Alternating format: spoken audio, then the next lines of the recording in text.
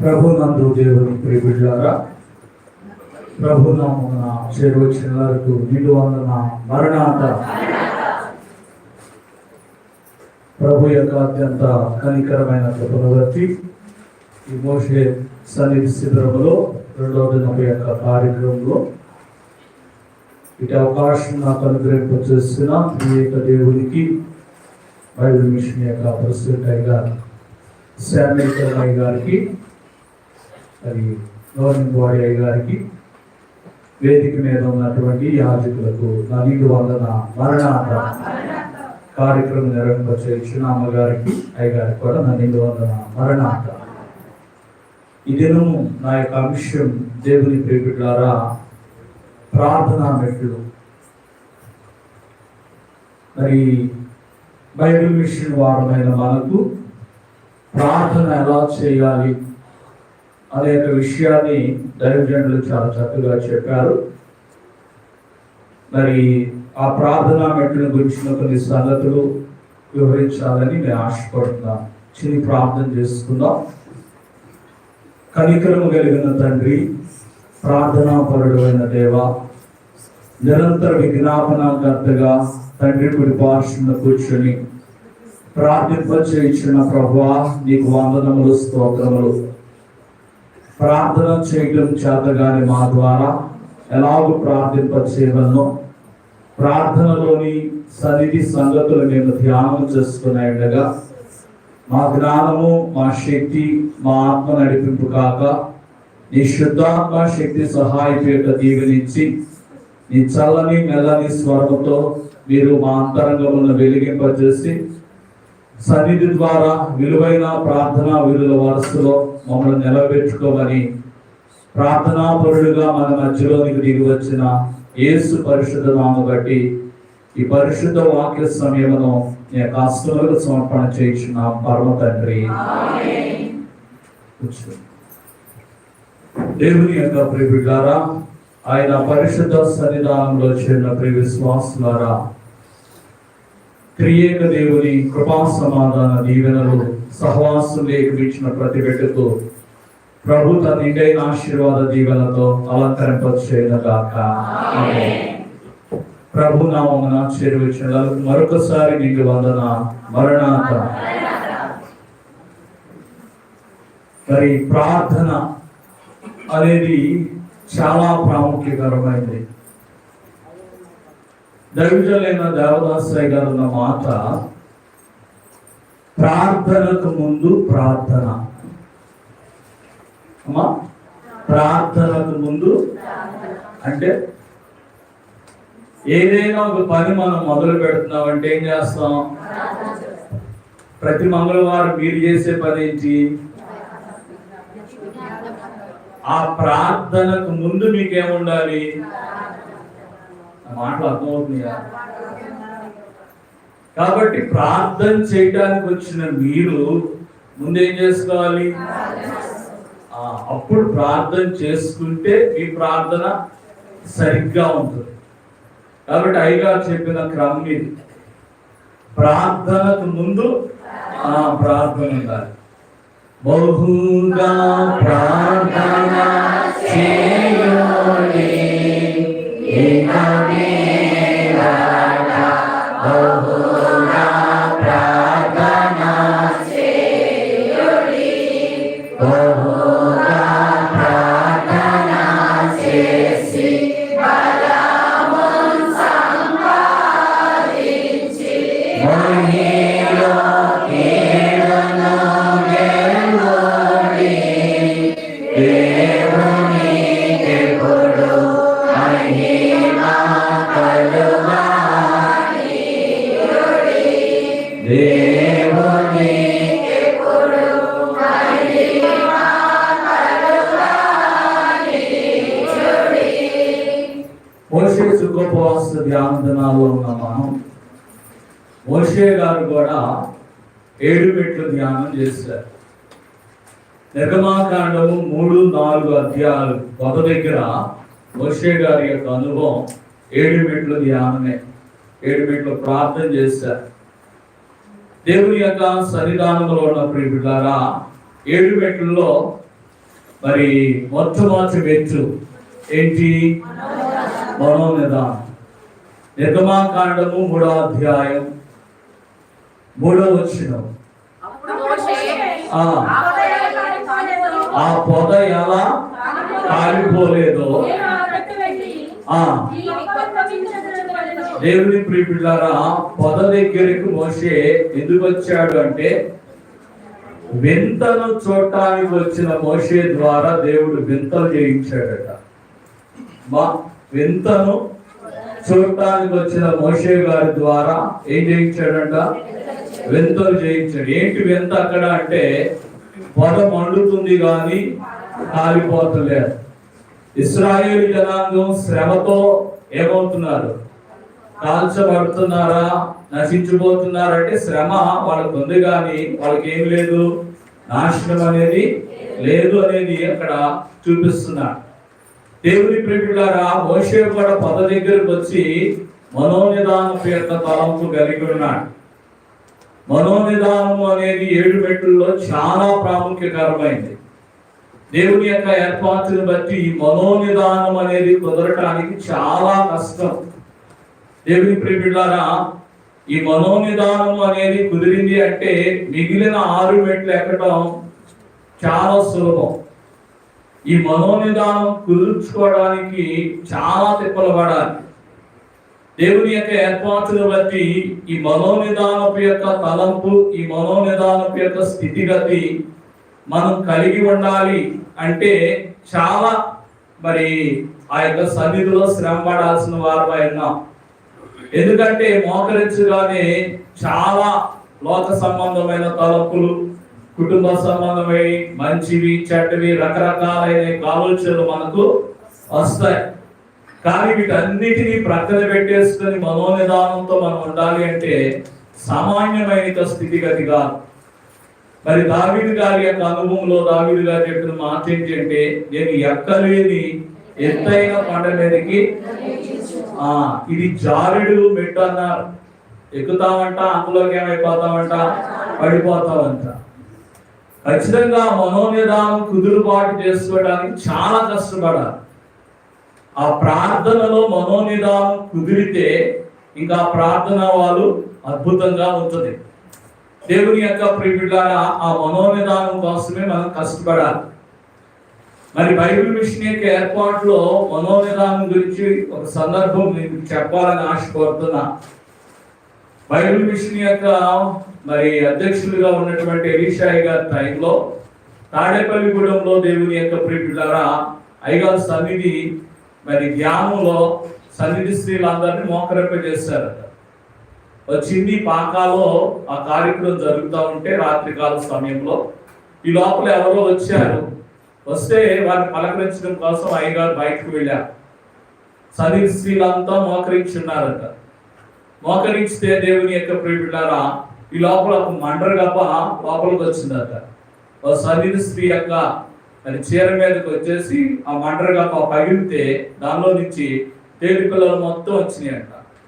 ఆ చీర మీద అలా పాగుతూ ఉన్నాయట. ఈ లోపల ఎలీషాయి గారు దేవుని ప్రియబిడ్డలారా పని ముగించుకొని లోపలికి వచ్చేసరికి ఆమె చీర మీద మండరగప్ప ఇంకేమున్నాయి, ఆమె ఎలా ఉంది? అమ్మా మోకరించే ఉంది. మోకాళ్ళు మాత్రం ఏం కాల, మనోనిదానం అంటారు.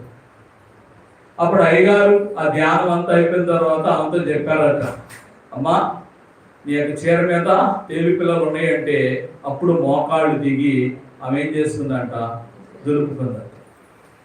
కాబట్టి దేవుని యొక్క ప్రియబిడ్డలారా, మనోనిదానము ఈరోజు ఆ మనోనిదానం కోసం చాలా కష్టపడాలి. మన పక్కన వాళ్ళని చూస్తాం కానీ ఎదురుగా ఎవరున్నారు? ప్రభు ఉన్నారు అనే యొక్క తలంపుతో భయముతో ఆ మనోనిదానం యొక్క సిద్ధపాటు కలిగి ఉండాలి. దేవదాసయ్య గారి యొక్క దినాల్లోకి వచ్చేసరికి ఆ మనోనిదానం కుదరకపోతే మరి ఆ కళ్ళకి రుమాలు కట్టుకోమన్నారు. హ్యాండ్ కర్చీఫ్ తో ఏం చేసుకోమనేవారు? కళ్ళను మూసుకోమనేవాళ్ళు. అంత నిష్టగా అంత భక్తిగా మరి ఆ మనోనిదానం కోసం వచ్చేసరికి ప్రయాసపడే అనుభవం కలిగిన సన్నిధి బిడ్డలుగా మీరు ఉన్నారు. కాబట్టి ఆ మనోనిదానమే మనకు చాలా ప్రాముఖ్యకరమైనది. కాబట్టి ఆ మనోనిదానం యొక్క సిద్ధపాటు నాకు దయచే ప్రభుని నిరంతరం మనం మరి అడగవలసిన వారమై ఉన్నాం. రెండవదిగా మనం జ్ఞాపకం చేసుకుంటే పాపపు యొక్క ఒప్పుదల. నిర్గమాకాండము 3వ అధ్యాయము 4-5 వచనాలు మనం జ్ఞాపకం చేసుకుంటే, నీవు నిలబడి ఉన్న స్థలం పరిశుద్ధ స్థలం, ఈ పాదములకు ఉన్నటువంటి చెప్పులు, ఇదే పాపపు యొక్క ఒప్పుదల. దేవుని యొక్క సన్నిధానంలో ఉన్న ప్రియబిడ్డలారా, పాపాన్ని చేసిన తరువాత నేను తప్పు చేశానని ఎవరైనా ఒప్పుకుంటారా? ఎందుకు ఒప్పుకోం? ఒప్పుకుంటే ఏమైపోతాం? పక్కన వాళ్ళ దగ్గర చొలకనైపోతాం. మరి ఎట్ట ఒప్పుకుంటాం పాపాలని? ఒప్పుకుంటాం, నేను కరెక్టే అంటాను తప్ప నేను తప్పు చేశానని ఎవ్వరూ ఒప్పుకోం. దేవుని ప్రియబిడ్డలారా, మనోనిదానం ఎందుకు కలిగి ఉండాలి అంటే, కీర్తన గ్రంథం 90వ అధ్యాయం 8వ వచనంలో, నీ ముఖ కాంతిలో మా రహస్య పాపాలు, ఆయన వైపు చూస్తే ఆయన ముఖ కాంతులు ఏం కనపడుతుంది అంట, అయినా ఒప్పుకోమా. యోహాను సువార్త 16వ అధ్యాయం 8వ వచనంలో ఒకసారి మనం జ్ఞాపకం చేసుకుంటే,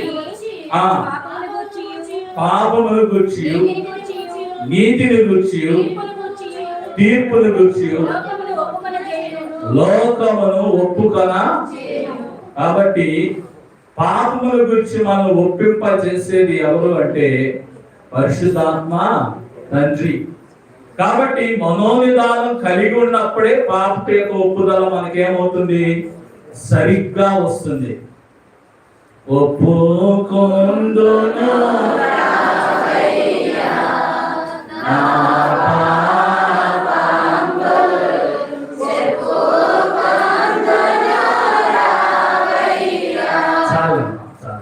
ఒప్పుకుంటున్నారా అంటే ఆయన వైపు చూస్తేనే మనం ఏం చేయగలం, ఒప్పుకోగలం తప్ప మన వైపు మనం చూస్తే మాత్రం ఏం చేయలేం. అస్సలకి నేను తప్పే చేయలేదు. కాబట్టి ఆ ఒప్పుదల అనేది చాలా ప్రాముఖ్యకరమైంది. దేవుని ప్రియబిడ్డలారా, మూడవదిగా మనం జ్ఞాపకం చేసుకుంటే తీర్మానం.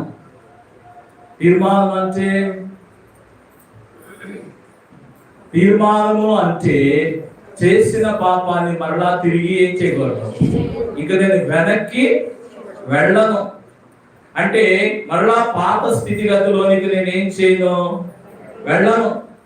దేవుని యొక్క సన్నిధానంలో ఉన్న ప్రియబిడ్డలారా, పొద దగ్గరకు వచ్చిన యొక్క మోషే దేవుని దగ్గర తీర్మానం చేసుకుని మరలా పాత జీవితంలోనికి మరలా వెళ్ళలేదు.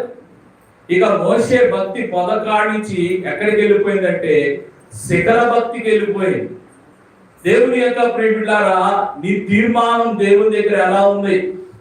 కాబట్టి చేసిన పాపాలు మరలా తిరిగి చేసి ప్రభువా నేను తప్పు చేశానని దేవుని దగ్గరికి రావటం కాదు, కానీ మరలా పాత స్థితిగతిలోనికి, పాపపు యొక్క స్థితిగతిలోనికి మరలా మనం ఏం కాకూడదు, వెళ్ళకూడదు. తిరిగి వెనక్కి ఏం కాకూడదు, చూడకూడదు. తిరిగి వెనక్కి చూసిన లోతు భార్య ఏమైపోయింది. కాబట్టి ఆ తీర్మానం మీద మనం స్థిరపరచబడవలసిన వారమై ఉన్నాం. కాబట్టి ఆ తీర్మానం అనేది మనకి లేకపోతే మరలా లోకపేత స్థితిగతిలో ఉంటే నిజమైన సన్నిధి పరులో మనం కాము అనే విషయాన్ని వాక్యమును బట్టి మనం జ్ఞాపకం చేసుకోవాలి. నాలుగవదిగా మనం జ్ఞాపకం చేసుకుంటే సమర్పణ. దేవుని యొక్క ప్రియబిడ్డలారా, నిర్గమాకాండము 3వ అధ్యాయము 11వ వచనంలో అందుకు మోషే నేను ఫరో యొద్దకు వెళ్ళుటకు నేను ఎంతటి, ఇదే సమర్పణ అంటే. సమర్పణ దేవుని యొక్క సన్నిధానంలో ఉన్న ప్రియబిడ్డలారా, అంటే నిన్ను నీవు చూసుకోవటం అనేది కాదు, కానీ నీ దగ్గర నేను ఎంతటి వాడను. ప్రార్థన చేసేటప్పుడు కానీ, ఒక పాట పాడేటప్పుడు కానీ లేకపోతే వాక్యం చెప్పేటప్పుడు కానీ ఈ మూడింట్లో ఏది గొప్పది? పాట గొప్పదా, వాక్యం గొప్పదా, ప్రార్థన గొప్పదా? ఎందుకు గొప్పది అమ్మా? దేవుని ప్రియబిడ్డలారా, ప్రభు వచ్చి దానికి పాఠం నేర్పించలా, బాగు చేయటం ద్వారా నేర్పించాలి. ఆ శిష్యులకి ఏం నేర్పించారు? కాబట్టి ప్రార్థన పని జరిగిస్తుంది. కాబట్టి మీరు ప్రార్థన పనిలో ఉన్నారు. ప్రార్థన అయిపోయిన తర్వాత నేను బాగా చేశాను ప్రార్థన, మాస్టర్ గారు నేను బాగా చేశాను, అమ్మా నిద్ర బాబాకి నేను బాగా చేశాను ప్రార్థన అంటావా? దేవుని యొక్క ప్రియబిడ్డలారా, కాబట్టి నువ్వు కాదు చేయించేది, నువ్వు కాదు, నేను అనేదాన్ని పక్కన పెట్టేసి నా ఇష్టానిదే ఇష్టముగా చేయ, నా ఇష్టానిది కాదాది, నా ఇష్టానిదో ఇది నీ ఇష్టముగా చేయ, నా ఇష్టానిది కాదాది, నా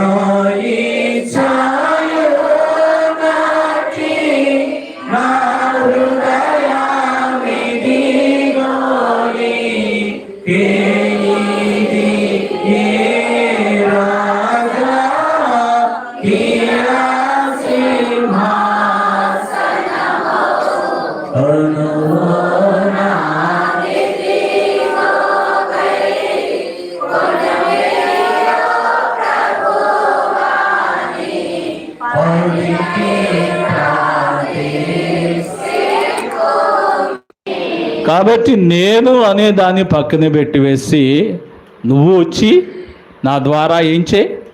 ప్రార్థన జరిగించు. ఉచ్చరింప సఖ్యము కాని మూలుగుతో మన బలహీన సమయంలో ఆత్మే మన ద్వారా ప్రార్థన చేస్తుంది. కాబట్టి సమర్పణ మనకు ఉండాలి. కాబట్టి మన సొంత జ్ఞానముతోనో తెలివితోనో కాదు, కానీ ఎవరి మీద ఆధారపడాలి? ఈ యొక్క ప్రార్థనలో ప్రాముఖ్యంగా ఏముండాలి అంటే వాగ్దానాలు ఉండాలి. దేవదాసయ్య గారు అన్న మాట ఏంటి అంటే, వాగ్దానం ఎత్తి ప్రార్థించినప్పుడు అంట వాగ్దానం దేవుని మెడలో హారంగా మారుతుందట, సాతానికి బాణంగా మారుతుందట. దేవుడి మెడలో ఏమవుతుందంట? హారం అవుతుందంట.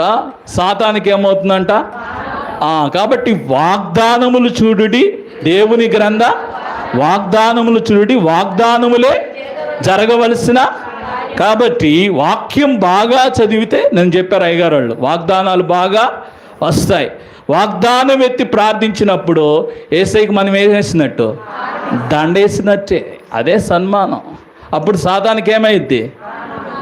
కాబట్టి దేవుని యొక్క ప్రియబిడ్డలారా, ఆ యొక్క వాగ్దానం కానీ లేకపోతే ఆ హారం కానీ ఆ బాణం కానీ ఉండాలంటే మన సొంత శక్తితో మనం ఏమీ చేయలేం. అందుకే సమర్పణ మనకి చాలా ప్రాముఖ్యకరమైంది అనే విషయాన్ని మనం జ్ఞాపకం చేసుకోవాల్సిన వారమై ఉన్నాం.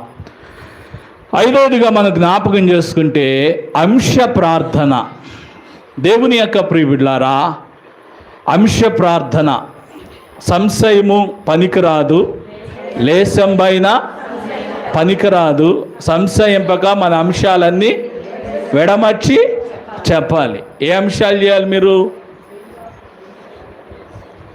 మంగళవారం ఏ అంశాలు చేయాలి?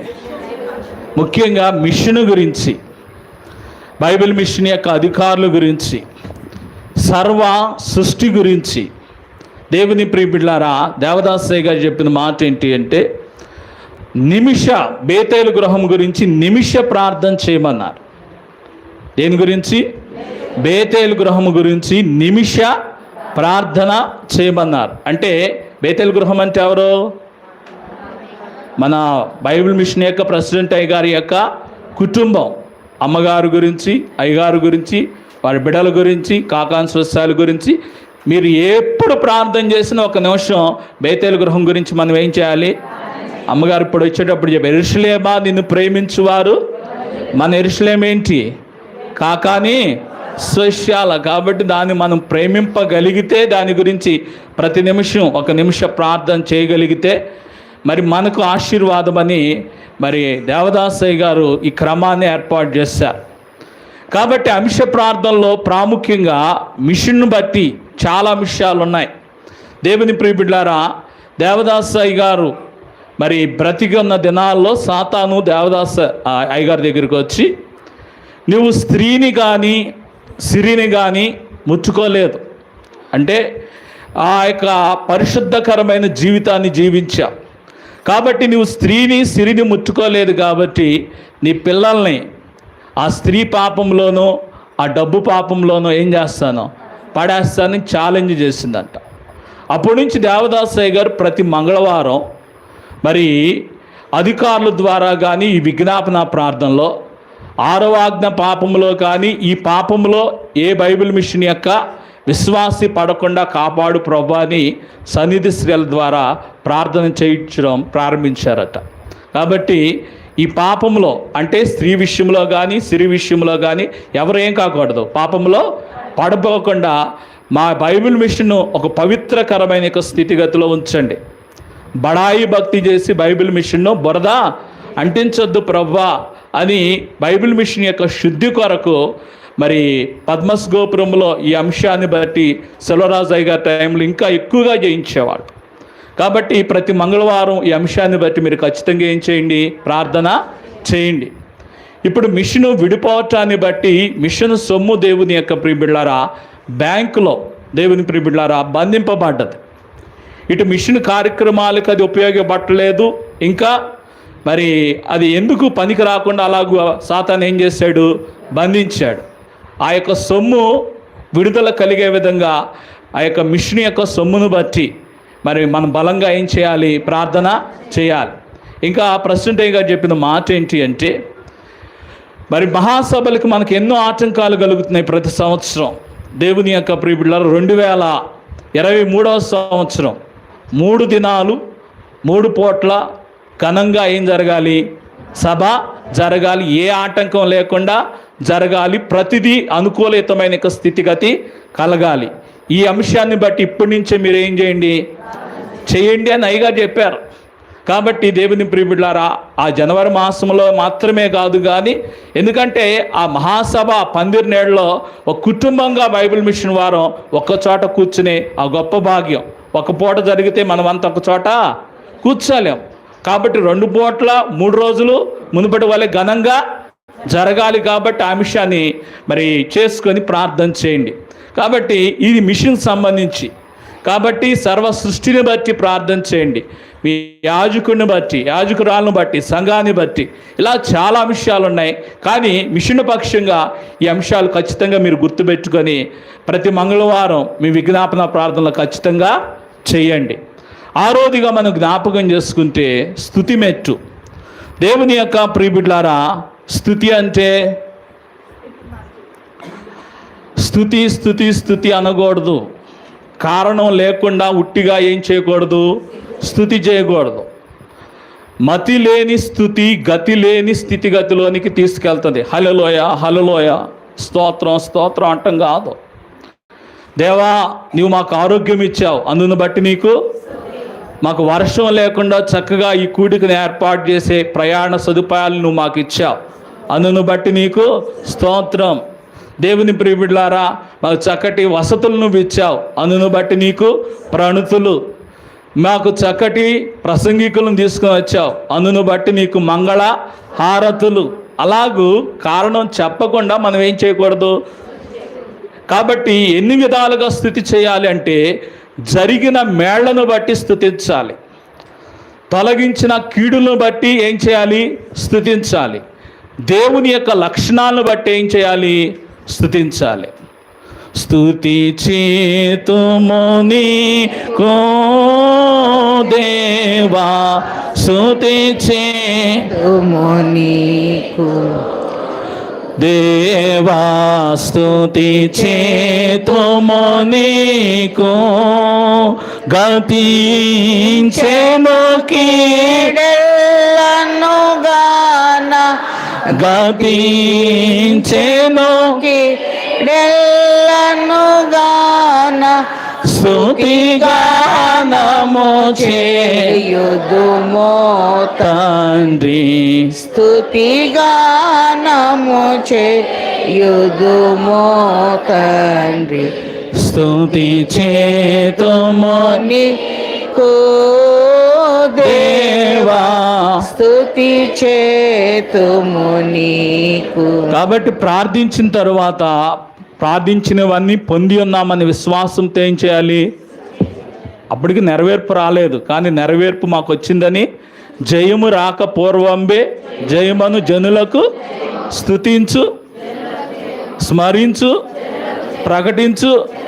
కాబట్టి చేసిన ప్రార్థనకు దేవుడు ఆమేన్ అన్నాడన్న విశ్వాసంతో మనం దేవుని సన్నిధానంలో ఏం చేయాలి? స్తుతి చేయాలి. చివరిది ఏంటి అంటే కనిపెట్టుట. ఏంటమ్మా అంటే?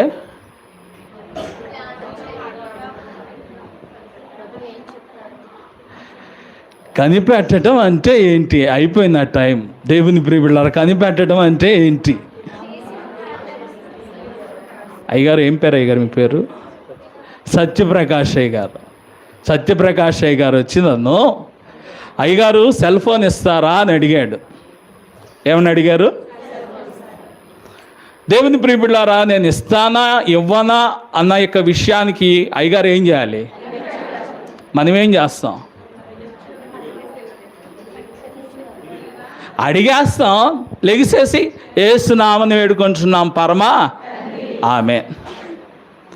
మరి అడిగాడు కదా సత్యప్రకాష్ అయ్య గారు నన్ను, అయ్యా నాకు కావాలి, నేను తర్వాత ఇస్తాను, తర్వాత లేకపోతే ఏదో ఒకటి నేను జవాబు చెప్పేంత వరకు సత్యప్రకాష్ అయ్య గారు ఏం చేయాలి? దీన్నే ఏమన్నారు? దేవుని ప్రియబిడ్డలారా, 7 విధాలుగా దేవుడు మనతో మాట్లాడతాడు. దేవుని ప్రియబిడ్డలారా, టైం అయిపోయింది, రిఫరెన్స్ వరకు రాసుకోండి. 7 విధాలుగా దేవుడు మనకు కనబడతాడు. ఒకటి దర్శన ప్రత్యక్షత. యెషయా గ్రంథము 6వ అధ్యాయం. స్వర ప్రత్యక్షత. సమూయేలు గారు రాసిన మొదటి గ్రంథం 3వ అధ్యాయం 10వ వచనం. వ్రాత ప్రత్యక్షత. నిర్గమాకాండము 31వ అధ్యాయము 18వ వచనం. స్వప్న ప్రత్యక్షత. ఆదికాండం 37వ అధ్యాయం 7వ వచనం.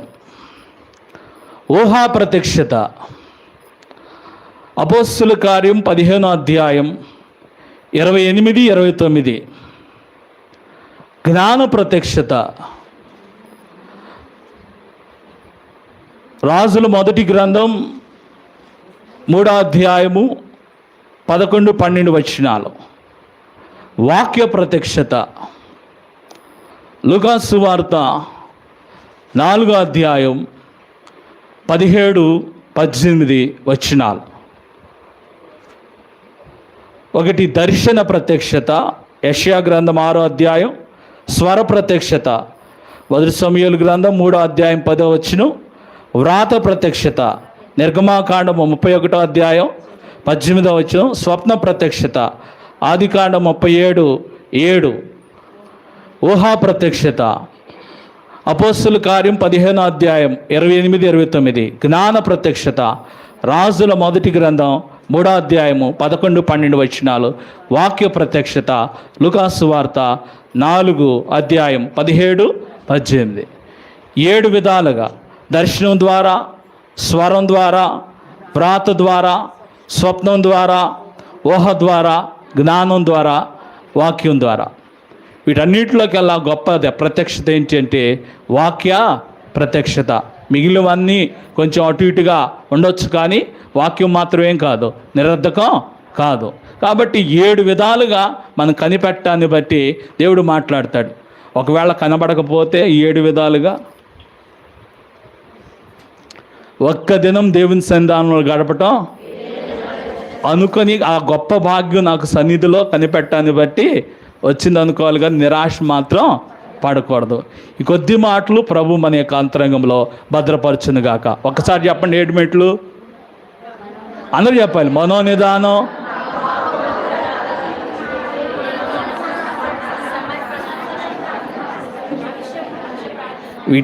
వీటి ప్రకారమే మనం ఏం చేయాలి? ప్రార్థన చేయాలి. వీటి ప్రకారం చేసిన ప్రార్థన మోషే గారు కూడా ఈ సీనాయి కొండ మీద పొద దగ్గర 3-4 అధ్యాయాలు మొత్తం కూడా 7 మెట్లే కనబడుతుంది. కొద్ది మాటలు ప్రభు మన యొక్క అంతరంగంలో భద్రపరచునుగాక. కృప కలిగిన తండ్రి, పరిశుద్ధుడైన దేవా, మా దైవజనుడు నేర్పించిన ప్రతి క్రమము బైబిల్లో ఉందే. గొప్ప గొప్ప భక్తులంతా ఈ 7 మెట్ల ధ్యానమే చేస్తున్నారు కాబట్టి, బైబిల్లో ఉన్నదే బైబిల్ మిషన్ వారు చేస్తారు కాబట్టి, ఆ 7 మెట్ల యొక్క ధ్యాన అనుభవంతో ప్రతి సన్నిధి బిడ్డను ఒక ఉన్నతమైన యొక్క అంతస్తులో మరల్చి, సినాయి కొండ దగ్గర మోషే గారు ఎటువంటి అనుభవాన్ని కలిగి ఉన్నారో, అనుదినము తమ యొక్క సన్నిధి గుడారములో అటువంటి అనుభవాన్ని కలిగి మహిమకు వారసులుగా ప్రతి ఒక్క ఆత్మ మార్చబడగలిగే ధన్యత ఈ 7 మెట్ల ధ్యానమును బట్టి, ప్రార్థన బట్టి ప్రతి ఒక్క విశ్వాసాత్మకు మీరు దయచేయమని, వాక్యము ద్వారా ఫలింపగలిగిన సిద్ధపాటు దయచేయమని వాక్యమైన యేసునామమును బట్టి బ్రతిమలాడి వేడి ప్రార్థన చేయించున్నాం పరమ తండ్రి.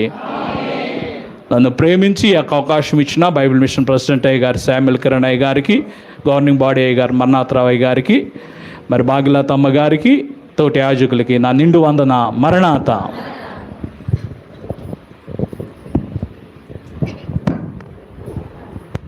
అందరికీ మరణాత.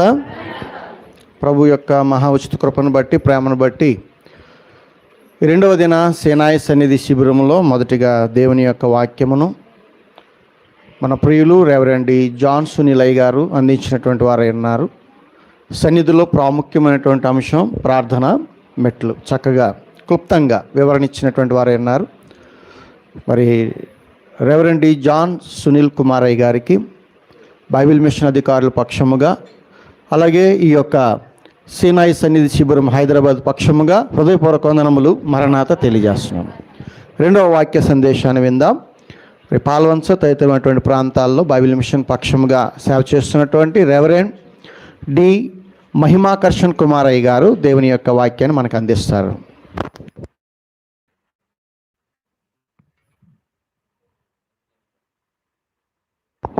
అందరికీ మరణాత.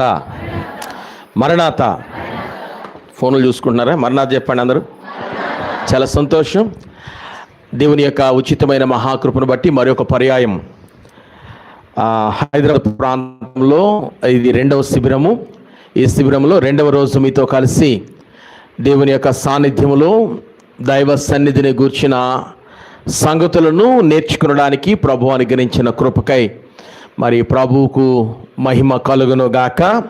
చిన్ని ప్రార్థన చేసుకుని మన యొక్క పాఠాన్ని ప్రారంభించుకుందాం. పరిశుద్ధుడును ప్రేమాస్వరూపుడైన తండ్రి, నీ సన్నిధిలో కూర్చున్న మాకు నీవు వచ్చి నేర్పిస్తేనే కానీ మేము నేర్చుకొనలేము. నీవు మాతో ఉండి మాకు నేర్పించుచు మమ్మల్ని నీ యొక్క రూపులోనికి మార్చుమని వాక్యమై ఉన్న యేసు నామములో వేడుకొనుచున్నాను పరమ తండ్రి. దేవనామమున కృపా సమాధానములు కలుగును గాక. ఆమేన్. కూర్చుందాం. క్రీస్తు ప్రభునందు మిక్కిలి దేవుని పిల్లలారా, ప్రభు అయిన యేసు క్రీస్తు నామములో మరి ఒక పర్యాయం మీ అందరికీ శుభములు తెలియచేస్తూ, ఈ మోషే ఉపవాస ప్రార్థన దీక్షల దినాలలో దైవజనులు బైబిల్ మిషన్ అధ్యక్షులైనటువంటి reverend doctor J Samuel Kiran అయ్య గారికి ప్రభు అనుగ్రహించినటువంటి గొప్ప ప్రత్యక్షతను బట్టి మరి సీనాయి సన్నిధి శిబిరములను సంఘములకు ఉపయోగార్థమును, సంఘమును స్థిరపరచుటకు, సంఘము యొక్క బలమును పెంచుటకు దైవజనులైన ప్రెసిడెంట్ అయ్య గారికి ప్రభు అనుగ్రహించిన గొప్ప తలంపును బట్టి ఈరోజు మనందరం కలిసి ఇక్కడ కూడుకుని అభ్యాసం చేయడానికి వచ్చాం. మరి మీలో ఎంతమంది మరి నేర్చుకోవడానికి వచ్చారు అని అడిగితే అందరూ కూడా అందుకే వచ్చాం కదండి అని అంటారు. మాటకి చాలా సమయాల్లో మనం నేర్చుకోవడానికి వచ్చామంటాం, కానీ నేర్చుకోవడానికి మనస్సు రాదు. ఎందుకనంటే నాకు తెలిసిందేగా అని అనుకుంటాం. ఓ సందర్భాన్ని మరి మన మధ్యన పెద్దమ్మ గారు కూడా ఆ అనుభవం తెలిసి ఉండదు. ఒక దినాన దేవదాసయ్య గారిని ఒక సభకు ఆహ్వానించారట. ఆ సభలో వాక్య సందేశం అందించడానికి అయ్యగారు వెళ్ళారు. అయ్యగారితో పాటు ఉన్న శిష్యులు మరి అప్పటి కాలం ఉన్నటువంటి గురువులు వారు కూడా వెళ్ళారు. అయ్యగారికి ముందు ఒక యవనస్తుడికి వాక్య సందేశం ఇచ్చినప్పుడు అయ్యగారు గబగబా పేపర్ పెన్ తీసుకుని వాక్యం రాసేసుకుంటున్నారంట. మరి సర్వసాధారణంగా కాస్త అయ్యగారులు మన్నాతండి, రైట్, థ్యాంక్ యూ. సర్వసాధారణంగా అందరికీ ఏంటంటే గురువు గారు అనేసరికి ఆయన చక్కగా కూర్చుని ఉంటారు, శిష్యులు రాసుకోవడానికి ప్రయత్నం చేస్తారు. కానీ గురువు గారు ఏం చేస్తున్నారు, ఇప్పుడు తలెత్తుకోకుండా చకచక రాసేస్తున్నారంట. మరి శిష్యులకు ఆటోమేటిక్గా కోపం వచ్చింది. ఏంది ఇది, మన అయ్యగారు ఏంటి, వాడు చిన్న పిల్లవాడు చెప్తుంటే ఏంది అయ్యగారు రాస్తున్నారు అని చాలా కోపం వచ్చేసింది. మరి కోపం వచ్చిన మాట అనడానికి ధైర్యం లేదు, ఎవరికి ఉండదు. సరే అయిపోయింది, సభ అయిపోయింది. ఆ అబ్బాయి తర్వాత అయ్యగారికి వాక్య సందేశం ఇచ్చారు. అయ్యగారు ప్రభువును పరలోకను కూడా అందరికీ చూపించారు. సంభ్రమంతో అందరూ మరలా తిరిగి వచ్చేసారు. కానీ ఒక అసంతృప్తి శిష్యులకు, అప్పటి కాలం ఉన్నటువంటి దైవజనులకు రావడమే నెమ్మదిగా అయ్యగారండి అంటున్నారు. అయ్యగారు అంతరంగం ఎరిగిన వారు కదా, ఈ అబ్బాయి ఏంటి అని. అయ్యగారు మాకు చాలా బాధ వచ్చింది, ఏంటి మీరు ఆ చిన్న అబ్బాయి చెప్తుంటే వాక్యం చకచక రాసేసుకున్నారు అని అన్నారు. అయ్యో ఎంత పొరపడ్డారు అబ్బాయి, మీరు చిన్న అబ్బాయిని చూశారు, ప్రభువే వచ్చి మాట్లాడుతున్నారు. అందుకని ప్రభువుకు ముందు నేను మౌనంగా ఎలా కూర్చోగలను, ప్రభు చెప్తున్నదంతా నేను రాసుకున్నాను. మన దృష్టి మొదటగా అయ్యగారు చెప్పారుగా మనోనిదానం, మనస్సును నిదానించుకోగలిగితే ఇక్కడ ఎవరున్నారో చూడగలుగుతారు. అది సన్నిధి పరులకు దేవుడిచ్చిన ఉచిత వరం. ఆమెన్ చెప్పండి. సో ఈ వరాన్ని అందరూ కలిగి ఉండాలి. సో ఈ వరం అందరూ కలిగి ఉండాలంటే ఖచ్చితంగా దైవ సాన్నిధ్యములో కూర్చున్నప్పుడు, దేవుని ఎదుట మనం కూర్చున్నప్పుడు మొదటగా మనలను మనం రిక్తులుగా చేసుకుని నేను దేవుని సన్నిధిలో ఉన్నాను. ఆయన సన్నిధిలో ఏముంది, కీర్తనాకారుడు అంటాడు కదా, ఆయన సన్నిధిని ఏముంది, సంపూర్ణ సంతోషం ఉన్నది. సంపూర్ణ సంతోషం ఆయన సన్నిధిని ఉన్నది అంటే సంతోషం పరిచేది లేక నీకు సంతోషం ఇచ్చేది ఏంటి? ఆయన సన్నిధిని ఏముంది, ఆయన సన్నిధిలోకి ఎవరు వచ్చారు, నువ్వు నేను వచ్చాం. ఆ సంతోషం ఏంటి ఉంది, సంతోషం. ఆ సంతోషం ఏంటి? దైవజనులు దేవదాసయ్య గారు రాసిన కీర్తన, యేసు నీ తలపే నాకు ఎంతో హాయి. రైట్, మీ అందరూ సన్నిధి పరులు కనుక నాయకులు అంటే వీరులు, విజ్ఞాపన వీరులు, విశ్వాస వీరులు కాదండి, విజ్ఞాపన వీరులు. ప్రెసిడెంట్ అయ్య గారు మీకు పెట్టిన పేరు. సో వీరులు కనుక చక్క చెప్పేస్తారు. నేనంటాను, యేసు ప్రభును తలంచుకుంటే మీ మనసు ఎప్పుడైనా హాయిగా అనిపించిందా? ప్రశ్న. రైట్, అనిపిస్తే సంతోషం. యేసు నిన్ను తలంచగానే హృదయం ఎంతో ఆనందంతో నిండిపోయిందా? మాట కాదు, జాగ్రత్త. మీరు దేవుని సముఖంలో ఉన్నారు, దేవుని యొక్క సన్నిధిలో ఉన్నారు. నేనంటాను, తలస్తే హాయిగా ఉండాలి, ఆయన్ను చూస్తే హృదయము సంతోషమైపోవాలి. ఈ స్థితి రావాలి అంటే ఆ సంపూర్ణ సంతోషం కలిగిన సన్నిధిలోనికి వెళ్ళి సంతోషమును అనుగ్రహించే సంతోషపరుడైన క్రీస్తు ప్రభుని చూస్తూ ఉంటే మనసానందం కలుగుతుంది. అప్పటికి మనకి ఏ జబ్బు లేదు, ఏ వ్యాధి లేదు, ఏ రోగం లేదు. దేవుని సన్నిధిలో ఉన్నవాడు సంపూర్ణ ఆరోగ్యం కలిగి ఉంటాడు. దేవునికి మహిమ కలుగును గాక. రైట్, ఈరోజు నా యొక్క మరి టాపిక్స్ అంటే నా సబ్జెక్ట్స్ ఏంటంటే ఉపవాస ప్రార్థన దీక్ష. రెండవ వాగ్దాన మంజరి. సాధ్యమైతే రెంటిని చకచకా నేను కవర్ చేయడానికి ప్రయత్నం చేస్తాను. మరి రెంటిని కవర్ చేయలేకపోతే రైట్ చివరిలో ఒక 10 నిమిషాలు అయ్యగారిని అడుగుతాను. రైట్, ఆఖరిని ఈ రెంటిలో ఉపవాస ప్రార్థన దీక్షను గూర్చినటువంటి సంగతులను మరి మొదటిగా ధ్యానం చేద్దాము. మరి దేవుని యొక్క వాక్య గ్రంథములో దైవ సాన్నిధ్యములోనికి వచ్చినటువంటి మనమట మొట్టమొదటిగా దేవుని సన్నిధిలోనికి, సన్నిధి గదిలోనికి, రైట్, ఆల్ ద వే. ఒక్కసారి నేను ఒక మాట అడగాలంటున్నాను. మీలో ఇక్కడున్న సన్నిధి బిడ్డలైన వారికి సన్నిధి గది కలిగిన వారు ఒక్కసారి, ప్రేయర్ రూమ్ కాదు, సన్నిధి గది. రైట్, మనందరికీ దేవుడు సన్నిధి గదులను దేవుడు సిద్ధపరచునుగాక. సన్నిధి గది అనేటువంటిది, అయ్యా ఇక్కడ చాలా కంజెస్టెడ్గా ఉంటాం, మేము ఉండేదే చిన్న టిక్కీలో, మళ్ళీ అందులో గది అంటే నేనంటాను, నువ్వు మోకరించి ప్రార్థన చేసుకునేంత స్థలం చాలు నిఠారుగా. రైట్, ఆ స్థలాన్ని సిద్ధపరచుకుని ఆ స్థలాన్ని కొంచెం పరిశుద్ధంగా చూసుకుంటూ ఆ స్థలంలోనికి వెళ్ళి నువ్వు దేవుని సన్నిధిలో మోకరిస్తే చాలా సంతోషం. అయ్యగారు చెప్తున్నారు, స్థలము, సమయము, అంశము. రైట్? స్థలము, సమయము, అంశం, ఈ మూడు మారకూడదు. దేవుని సన్నిధి చేసేవారికి స్థలం మారకూడదు, సమయం మారకూడదు, నీవు చేసే అంశం అది నీకు జవాబు వచ్చేంత వరకు అంశాన్ని మార్చకూడదు. రైట్? సర్వసాధారణంగా సన్నిధిలోనికి వెళ్ళిన తర్వాత మొట్టమొదటిగా మిగతా స్త్రీలు 7 ఒకేసారి వచ్చేస్తారు సన్నిధికి మంగళవారం. మ్యాక్సిమం ఎక్కడో కానీ రారు. రైట్?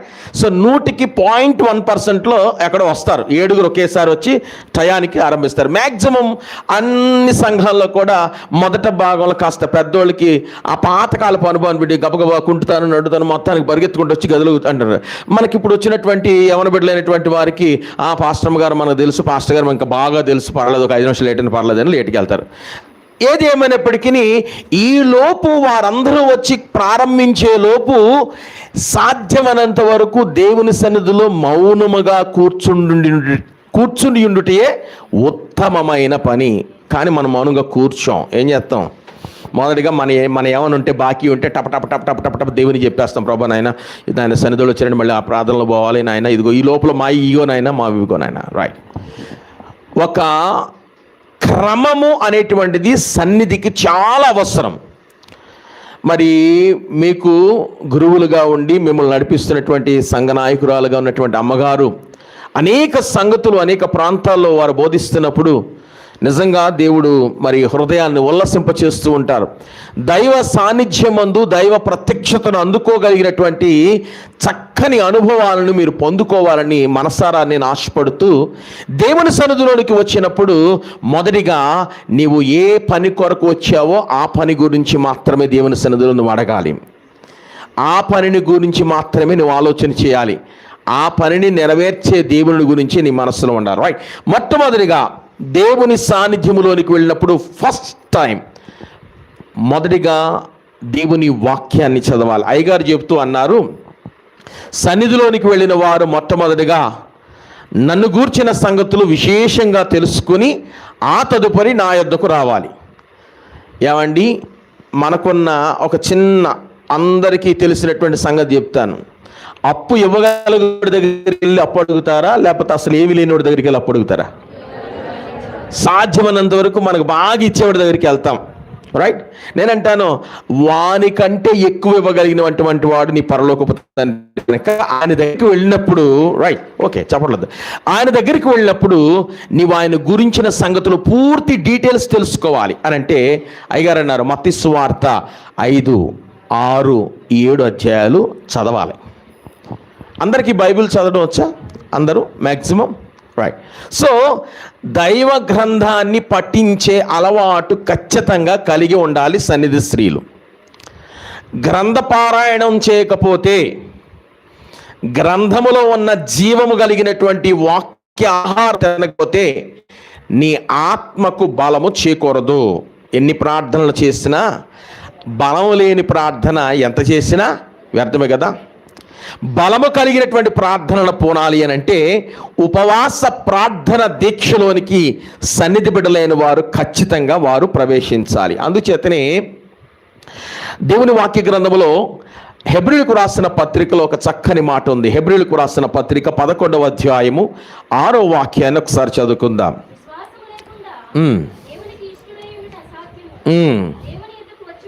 దేవుని యొద్దకు వచ్చువాడు ఒకటి ఆయన ఉన్నాడనియు తన్ను వెదుకు వారికి ఫలము దయచేయువాడనియు నమ్మవలెను.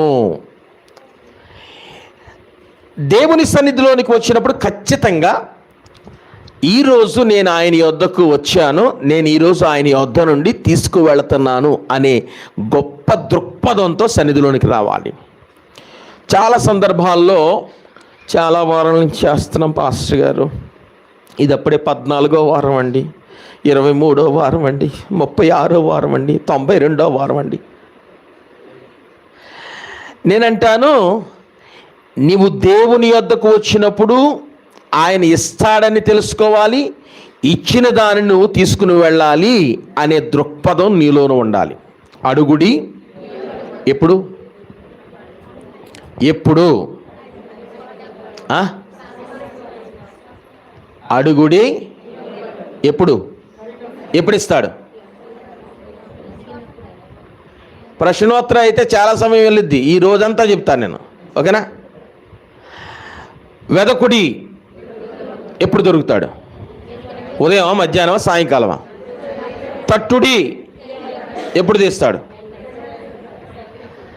Ask, it shall be given to you right now. One you ask, దేవుణ్ణి అడిగినప్పుడు అది వెంటనే పొంది ఉన్నావు. సో మనం ఎలా వస్తామంటే బిజీగా, నేను చెప్పే పద్ధతి ఏంటంటే మందిరానికి కానీ సన్నిధికి కానీ వచ్చేటప్పుడు పెద్ద పెద్ద బ్యాగ్స్ వేసుకురావాలి, ఖాళీ బ్యాగ్స్, ఎంటీ వెజిల్స్తో రావాలి. God will fill that vessels. సన్నిధిలోనికి వచ్చినప్పుడు, ఖాళీగా దేవుని సన్నిధిలోనికి వచ్చినప్పుడు నింపబడి వెళ్ళేటువంటి దృక్పథం మొదట మనలో ఉండాలి. ఆయన ఉన్నాడని, అడిగిన వాటిని ఇస్తాడని మొదట నమ్మాలి. నమ్మకపోతే ఎన్ని ప్రార్థనలు చేసినా దానికి, నేను అంటాను, ఇదేదో క్లాసులు చెప్తున్నా, 2 క్లాసులు అయిన తర్వాత సాధ్యమైనంత వరకు మందిరంలో ఉన్నంతసేపు బాగానే ఉంటుంది, స్పిరిట్ బాగా పనిచేస్తూ ఉంటుంది. మందిరం బయటికి వెళ్ళిన తర్వాత కొంచెం చెప్పుల దగ్గర పాడవుతుంది, పైకి వెళ్ళిన తర్వాత భోజనం దగ్గర పాడవుతుంది, కిందకి దిగిన తర్వాత ఆటో ఎక్కేటప్పుడో, కారు ఎక్కేటప్పుడో, వాహనం ఎక్కేటప్పుడో కొంచెం పాడైతే, ఇంటికి వెళ్ళేసరికి ఏముండదు. ఎందుకని? మన స్పిరిట్ ఏంటంటే పైపోత స్పిరిట్. ఏ స్పిరిట్ ఇది? చర్చిలో ఉన్నంతసేపు స్పిరిట్ చాలా బాగా పనిచేసిద్ది, చర్చి బయటికి వెళ్తేనో. అందుకనే నీ సన్నిధిని సంపూర్ణ సంతోషం ఉంది, అందుకనే సన్నిధిలో ఉండాలి. ఈ దావీదు భక్తుడు అంటాడు, చిరకాలము. ఈ కంటత వాక్యాలకి ఏం తక్కువ ఉండదు మనకి. కంటత వాక్యాలు మాత్రం దెబ్బ చెప్తానే ఉంటాం కదా. కంటత వాక్యం కాదు నాకు కావాల్సింది, మనకు కావాల్సింది కంటత వాక్యంలో ఉన్న సారాన్ని అనుభవించాల. నేనంటాను, దేవుని వాక్య గ్రంథంలో రాయబడిన సంగతుల గురించి దేవుని సన్నిధిలోనికి వెళ్ళిన తర్వాత ఈ సారాన్ని అనుభవించాలంటే ఖచ్చితంగా సన్నిధిలోనికి వెళ్ళిన తర్వాత కొన్ని పనులు మనం ఖచ్చితంగా చేసుకోవాలి. ఓకే, కొన్ని శుద్ధులు మనం చేసుకోవాలి. రైట్. ఫస్ట్ దేవుని సన్నిధిలోనికి వెళ్ళినప్పుడు మొట్టమొదటిగా చేయవలసినది ఏంటంటే మోకరించి దేవుని సన్నిధిలో దేవుని యొక్క ప్రార్థనలను ఆరంభించాలి. ప్రారంభ ప్రార్థనకు ముందు ప్రార్థన. అయ్యగారు చెప్పారు కదా, ప్రార్థనలకు ముందు ప్రార్థన. రైట్. ప్రారంభ ప్రార్థన. రైట్. ఈ ప్రార్థనలు మరి బైబిల్ గ్రంథంలో ఉన్నటువంటి కొంతమంది భక్తిపరుల యొక్క ప్రార్థన విధానం లేక ప్రార్థనా వీరుల యొక్క విధానాలు, కొన్ని విధానాలు సుమారు ఒక 9 మటుకు అయ్యగారు రాసిన పుస్తకంలోంచి కొన్ని మాటలు. మోకరించి ప్రార్థన చేయడం, అర్ధమోకాళ్ళు అంటే మోకరించిన తర్వాత కాస్త వెనుకకు వంగడం. ఓకేనా? మోకరించామనుకోండి ఇలాగా, ఓకేనా? మోకరించినప్పుడు ఇలాగా, ఇది అర్ధమోకాలు. ఓకేనా? సో ఈ అర్ధమోకాళ్ళు ఎలియాజరు గారి యొక్క పద్ధతి. రైట్. రెండవది, ఈ పని ఒక 27-30 సంవత్సరాల క్రితం అయితే చేయగలను కానీ ఇప్పుడు చేయలేను నేను. ఓకేనా? మోకాళ్ళ సందులో తలబెట్టుకునేటువంటి ప్రార్థన. మోకాళ్ళ సందులో తలబెట్టుకుని సాధ్యమయ్యేటోళ్ళు చాలా మంది ఉన్నారు ఇక్కడ. యవనస్తులు ఉన్నారు, యవన సేవకులు ఉన్నారు, మరి సన్నిధి బిడ్డలైన వారు యవనస్తులు చాలా మంది ఉన్నారు. సో సాధ్యమంత ప్రజలు, ఇది ఏలియా గారు చేసిన ప్రార్థనా పద్ధతి. మూడవది, నేల మీద బోర్ల పడి ప్రార్థించుట. ఇది గెత్సెమనే వనంలో యేసుక్రీస్తు ప్రభువారు చేసిన ప్రార్థన. నాలుగవది, నిలవబడి తల వంచుకుని ప్రార్థన చేసిన ప్రార్థన. ఇది సుంకరి యొక్క ప్రార్థన. రైట్. ఐదవది, నిలవబడి ఆకాశం వైపు చేతులెత్తి లేక తల ఎత్తి ప్రార్థన చేసిన ప్రార్థన, కనులెత్తి ప్రార్థన చేసిన ప్రార్థన, దావీదు అనుభవపు ప్రార్థన. ఆరవది, ఒంటికాలు మీద ప్రార్థించిన అనుభవము. రైట్. సో ఒంటికాలు means you have to stand like this. ఓకేనా? సో ఇలాగ నిలబడాలి అని అంటే సాధ్యమైనంత వరకు మనం నిగ్రహించుకోగలిగితేనే నిలబడగలుగుతాం. సో దీనికి ఒక పద్ధతి ఉంది, ఆసనాలు చేసే వారికి తెలుస్తుంది, అది నేను తెలియజేస్తాను. ఓకేనా? సో నిలబడి ఒంటికాల మీద నిలబడి చేసే ప్రార్థన సాధు సుందర్ సింగయ్య గారి యొక్క పద్ధతి ప్రార్థన. రైట్. శిరస్సు నేలను పెట్టి శరీరం అంతా పైకెత్తి మన ఆత్మీయ జనకులు దేవదాసయ్య గారు చేసిన ప్రార్థన. ఏమంటే అన్ని ప్రార్థన అనుభవాల్లో మేలైంది ఏంటో తెలుసా? తలక్రిందులుగా దేవుని సన్నిధిలో అవుతుందా మనకి? అవ్వదనటమే అవదు. సాధ్యం కాదు అని నిర్ణయించుకుని పనిలోనికి వస్తే ఎప్పటికీ సాధ్యం కాదు. పడిపోతానేమో అంటూ కాలినడకన ఒంటికాలు, మరి ఇదివరకు కాలువల మీద బ్రిడ్జిలు లేనప్పుడు తాడిపట్లు ఉండేవన్నమాట, పట్టులు. ఆ పట్ల మీద నడవగలనా, పడిపోతానేమో అని అనుకున్నావు అనుకో, రెండో అడుగు మూడో అడిగేసరికి కాళ్ళలో ఉంటావు. రైట్? నేను నడవగలను అన్నవాడు, మీకు పల్లెటూరులో సాధ్యమైనంత వరకు మరి వ్యవసాయ పొలాల కాలువ అవతలు ఉంటూ ఉంటాయి. కాలువ యువతల రైతు భుజాన్న కావడేసుకుని ఎదర దాంట్లో నీళ్లు, యువతల దాంట్లో కూడితి, దానికి సంబంధించినటువంటి వేసుకుని చక్కచక్క నడిచి వెళ్ళిపోతాడు. వచ్చేటప్పుడు తల మీద పెద్ద గడ్డి మోపు, మరి ఎదట పాలు, ఈ వెనకాల కూడా నీళ్లు పెట్టుకుని మరలా చక్కచక్క నడుచుకుంటూ వచ్చేస్తాడు. ఆయన నడిచేశాడు కదా, మనం నడవలేం ఏంటి అని గబుక్కుని వెళ్ళినా పడిపోతామేమో అనే తలంపు ఉంటే ఖచ్చితంగా పడిపోతాం. ఆయన నడిచాడు, నేనెందుకు నడవలేను అని వెళ్ళగలిగితే నడవగలుగుతాం. రైట్? సో సాధ్యమైనంత వరకు అసంపూర్ణమైన తలంపు కలిగి సన్నిధిలోనికి రాకూడదు. సంపూర్ణమైనటువంటి తలంపుతో, సంపూర్ణమైనటువంటి నిష్ఠతో, సంపూర్ణమైనటువంటి పరిపూర్ణతతో దేవుని సన్నిధిలోనికి రావాలి. సో 7వది దైవజనులు దేవదాసయ్య గారి యొక్క పద్ధతి. 8వది 2 కాళ్ళు 2 చేతులు పైకెత్తి ప్రార్థన చేయటం. అంటే నేల మీద పరుండి 2 చేతులు 2 కాళ్ళు ఇలా పైకెత్తి ప్రార్థన. ఇది పౌలు గారు చేసినటువంటి పద్ధతి. రైట్? లాస్ట్ వన్, మోకాళ్ళపై నిలబడి ప్రార్థన చేసిన అనుభవం. ఇది యాకోబు యొక్క ప్రార్థన అనుభవం. సో సాధ్యమైనంత వరకు మనందరం కూడా మోకాళ్ళ మీద లేక అర్ధ మోకాళ్ళ మీద ప్రార్థనలు చేస్తూ ఉంటాం. మరి దైవ సేవకులు ట్రైనింగ్ చేసేటువంటి యవనస్తులు, కాస్త మంచి బలం పుష్టి కలిగినటువంటి యవనస్తులు ఎవరైనా ఉంటే సాధ్యమైనంత వరకు ఈ 9 అన్నింటినీ ప్రయత్నం చేయొచ్చు. ప్రయత్నం చేస్తే, సాధన చేస్తే సాధ్యం కాని పని అంటూ ఏది ఉండదు. రైట్? సో ఇలాగున దేవుని సన్నిధిలోనికి వెళ్ళినప్పుడు, మనం ప్రార్థన చేసినప్పుడు మోకరించి దేవుని సన్నిధిలో చేయవలసిన మొట్టమొదటి శుద్ధి, మీ ఎడమ చేతి ప్రక్కకు పారవేయవలసినవి చాలా ఉన్నాయి. ఫస్ట్ లోపలికి వెళ్ళంగానే హడావిడిగా ఏం కంగారుగా ఏం చేయదు. సో మీ ఎడమ చేతు, సో నేను లెఫ్ట్ సైడ్ కొన్ని విడిచిపెట్టరంట. నీవు తలంచిన చెడుగు ఏమేం పడేయాలో చెప్తున్నా చూడండి. వింటే విన్నట్టే ఉంటుంది బుర్ర, రాయడం రాదా? చేత కదా? చేత అయిన వాళ్ళందరూ రాయండి. ఓకేనా? మనం ఎడం చేతి పక్క పడేయాల్సినటువంటి తలంపులు. ఓకేనా? చెడుగు, చూచిన చెడుగు, విన్న చెడుగు, మాట్లాడిన చెడుగు, జరిగించిన చెడుగు, చెడ్డ కలలు, ఇతరులను గూర్చిన పాపములు,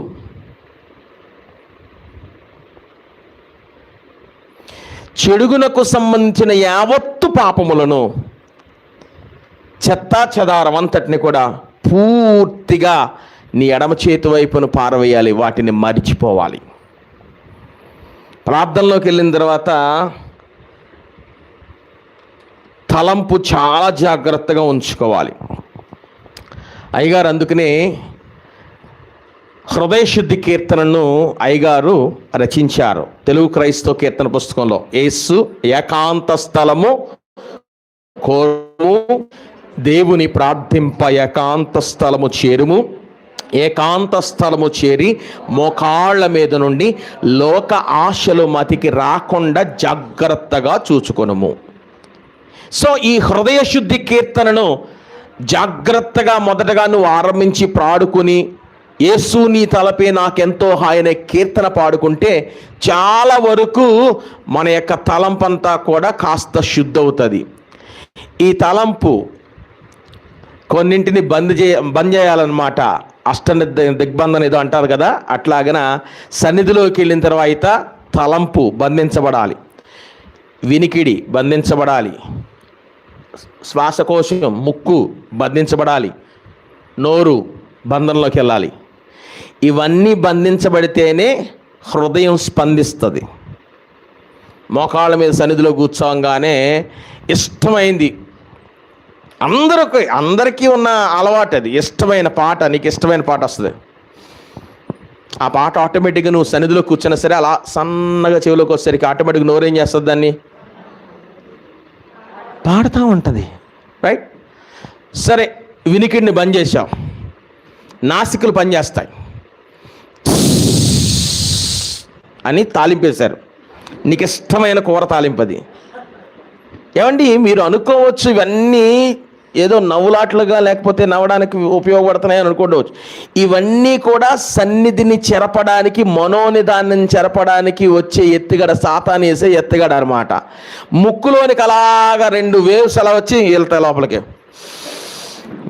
ఎవరో తాలింపు పెట్టేశారు ఈరోజు. స్తోత్రం ప్రభా. మనోనిదానం కుదిరిందా? Right right these are all the things happening every day. So ఇదేదో నవ్వడానికి కాదు, మీరు దేవుని సన్నిధి పరులు లేక దైవ సాన్నిధ్యంలో సన్నిధి పరులుగా సంఘానికి ఒక గొప్ప మాదిరికరమైనటువంటి పిల్లర్స్గా ఉండడానికి దేవుని చేత, దైవ అభిషక్తుల చేత నిర్ణయించి నియమించబడిన వారు. So you have to do, మీరు ఖచ్చితంగా యూ హ్యావ్ టు ఫాలో, ఖచ్చితంగా అనుసరించాలి. ఇది బంద్ అవ్వాలి. ఓకేనా? రెండవది మాట, దేవుని సన్నిధిలోనికి వెళ్ళినప్పుడు ఆయన సన్నిధిలో మౌనముగా కూర్చోవాలి. మౌనంగా ఉండడం సాధ్యమైనంత వరకు స్త్రీకి అసాధ్యమైన పని. స్తోత్రం కలుగును గాక. అందుకనే మిమ్మల్ని దేవుడు సన్నిధి స్త్రీగా నిర్ణయించాడు, నియమించాడు. మౌనముగా ఉండాలి దేవుని సన్నిధిలో. మొదటగా మౌనంగా. రైట్. రెండవ సిద్ధం ఏం చేయాలంటే కుడి చేతి వైపుకి కొన్నింటిని పాడేయాలి. అరే, ఎడం చేతి అంటే మా చెడ్డవి పాడేసాం సార్, కుడి చేతి వైపు ఏం పాడేయాలి సార్ అని అంటే, కుడి చేతి వైపు పాడవలసిన ఏంటి తెలుసా? నువ్వు చేసిన మంచి, నువ్వు చేయవలనని తలంచిన మంచి పనులు, నీ చేయబోవాలి లేక చేద్దామనుకున్న మంచి పనులు, ఇతరులను గూర్చినటువంటి మంచి సంగతులు లేక బైబిల్లో ఉన్నటువంటి మంచి సంగతులు, మంచి సంబంధితమైన సమస్తం అన్నింటినీ కూడా వదిలివేసి ఆ మంచి అంతటిని మర్చిపోవాలి. ఎక్కడ కూర్చున్నప్పుడు? అరే, మంచిని ఎట్ట మర్చిపోతాం సార్, ఈ లాజికల్కి ఏం తక్కువ ఉండదు మనకు కదా, మంచి ఎట్ట మర్చిపోవాలండి అని అంటే, సన్నిధిలో కూర్చున్నప్పుడు మంచైనా చెడుగైనా నీ తలంపులోనికి రాకుండా చూసుకోవాలి. రైట్. మూడవది, నీ వెనుక తట్టు వేయవలసినవి.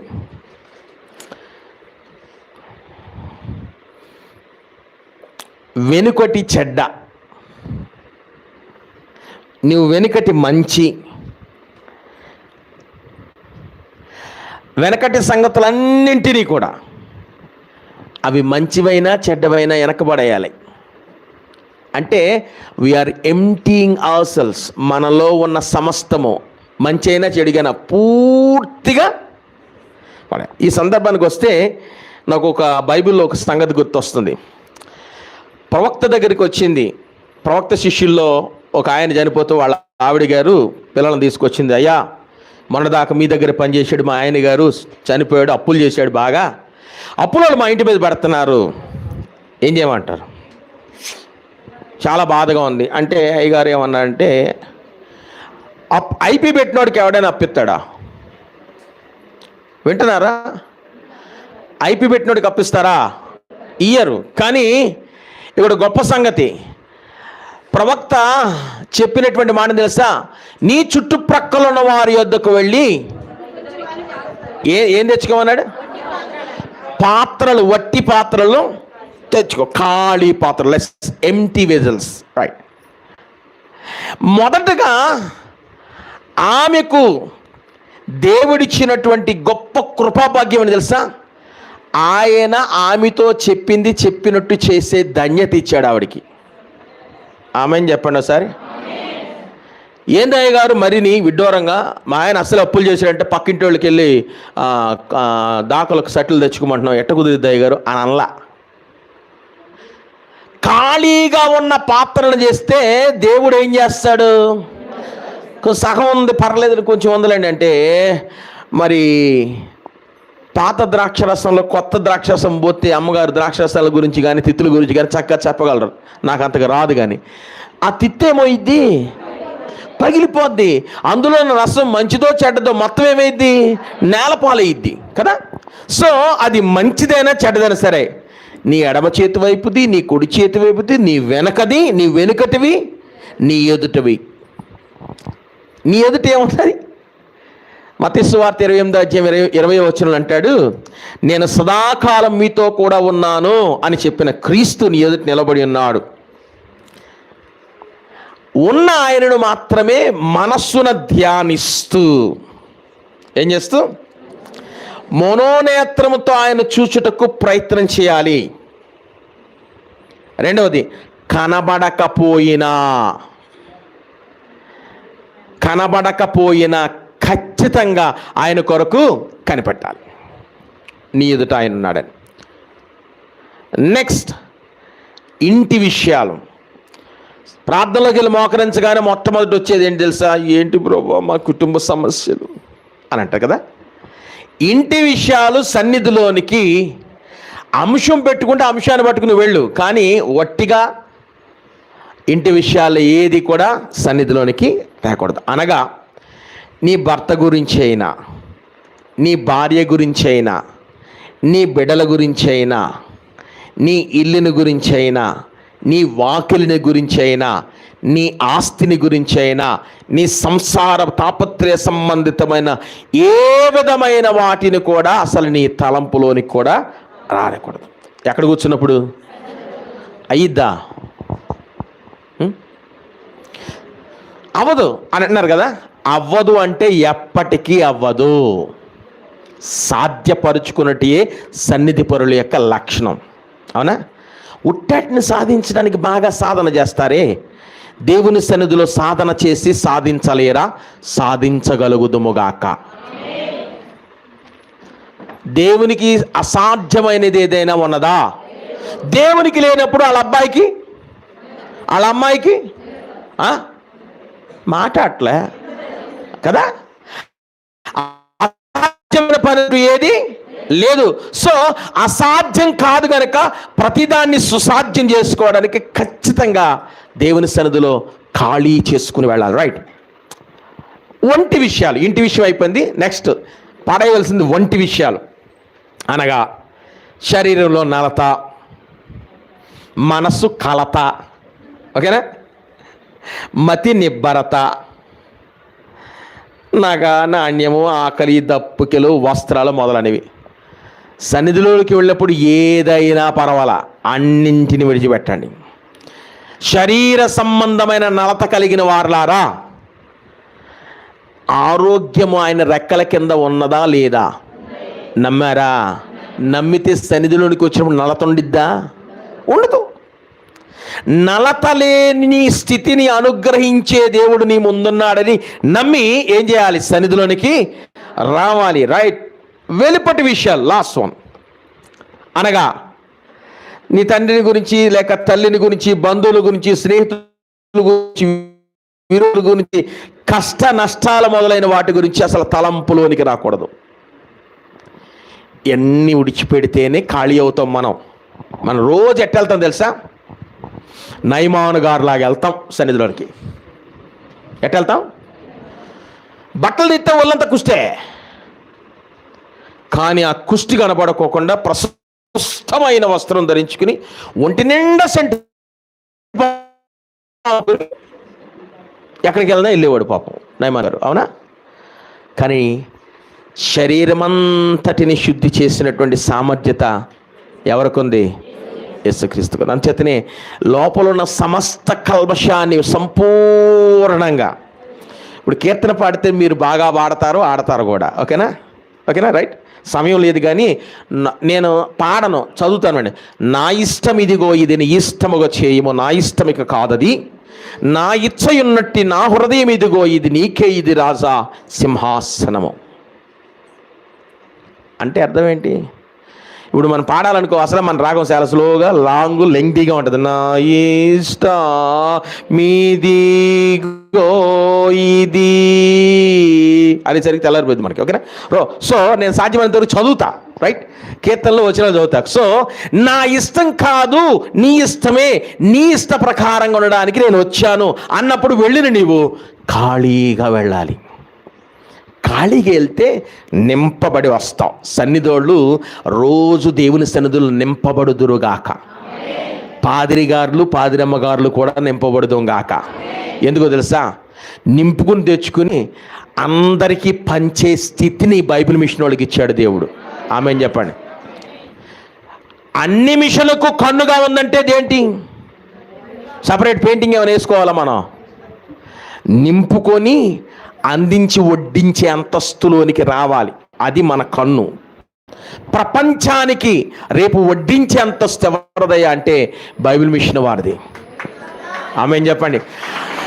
దేవుడు ఫాదర్ ఎం దేవదాసయ్య గారికి బయలుపరిచిన బైబిల్ మిషన్, బేతేలు గృహము గుంటూరు హెడ్ క్వార్టర్గా కలిగినటువంటి బైబిల్ మిషన్కు దేవుడిచ్చిన భాగ్యమని తెలుసా? అన్ని మిషన్లను గొప్పగా పెరిగేటట్టు వాటిని మేఘమెక్కించడానికి కన్నుగా ఈ మిషన్ను, ఈ మిషన్లో ఉన్న నిన్ను నన్ను ఏర్పరచుకున్నాడు. దేవునికి మహిమ కలుగును గాక.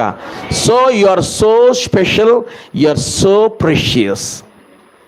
మీరు చాలా ప్రత్యేకించబడిన వారు, మీరు చాలా పరిశుద్ధమైన ప్రశస్తమైన వారు. So be careful about your selves. మిమ్మల్ని గురించి మీరు చాలా జాగ్రత్తగా ఉండాలి. చాలా సమయాల్లో సంఘాల్లో సన్నిధి పరులు అంటే ఏంటి మాకు తెలుసు, కూర్చో, నిన్న కాక మొన్న వచ్చి మాట్లాడదా, కూర్చో, ఎవరిని తెలుసా? నేను 1937 సంవత్సరంలో అయ్యగారు ఫస్ట్ ఇక్కడికి వచ్చినప్పుడు నేను ఉన్నా. ఏంది నువ్వు మాట్లాడదా, కూర్చో. సన్నిధి స్త్రీ ఎప్పుడు ప్రభువును, అక్కడ దేవుని యొక్క నియామకముగా ఉన్న దైవ సేవకుని గణపరుచునిదై ఉండేదే గాని తన స్వ అధికారమును ప్రదర్శించినది సన్నిధి స్త్రీల్లో ఎవరికి ఉండకుండునుగాక. సాధ్యమైనంత వరకు దీన్ని ఒక గ్రేడ్గా తలస్తూ ఉంటారు. ఎందుకంటే మనకున్న పాతకాలపు నైజ పాపంలాగా ఇతర సంఘాల్లో తేలమైత్రి, సెక్రటరీ, జాయింట్ సెక్రటరీ, అమ్మగారు అవి ఉంటాయి గారు, అమ్మగారు నాకు తెలియదు, మన దాంట్లో లేవు కదా. ఈ 7 స్త్రీలే మైత్రులు అనుకుంటారు. సెక్రటరీలు, జాయింట్ సెక్రటరీలు, పెసరెట్లు, ఆ పెసరెట్లు గిసరెట్లు అందరూ అనుకుంటారు. సన్నిధి పరులు ఏ అధికారము లేని వారు, ఏ అధికారం కలిగిన వారు తెలుసా? దేవుని చిత్తమును ఎరిగి దైవ చిత్తాన్ని నెరవేర్చడానికి దైవ పరిచర్యకు లోబడి పనిచేసే పరిచారకులు, దేవదూతల వంటి వారు మాత్రమే. అధికారం కోరుకున్న దేవదూత యాడుండింది? అదేనమ్మ, యాడుంది? పైన లేదు, కింద లేదు, మధ్యలో ఎలాడుతుంది. అంతేనా? గాలోడు అన్నారు అనా? బిఏ గారు గాలోడు, నల్లోడు, చాలా పేర్లు పెట్టేవాడు ఆయన, మా తాతగాడు అనమాట. సో ఈ వాయుమండల లోకంలో తిరిగే పని మంద కాదు. సో మనలోనికి అలాంటి స్థితి రాకూడదు. రిక్తులుగా మార్చబడాలంటే ఇన్ని పనులు చేయాలి. అయిద్దా అవ్వాలి. అయిద్దా అంటే చూద్దామయ్య గారు, కుదరదు, అవ్వాలి. ఇప్పుడు వచ్చిన పరిపాలన విధానం అవ్వాలి అంతే. There is no second question, second answer, only 1 question 1 answer. అయ్యిద్ది, అవ్వాలి అంతే. అయ్యిద్ది, అవ్వాలంతే.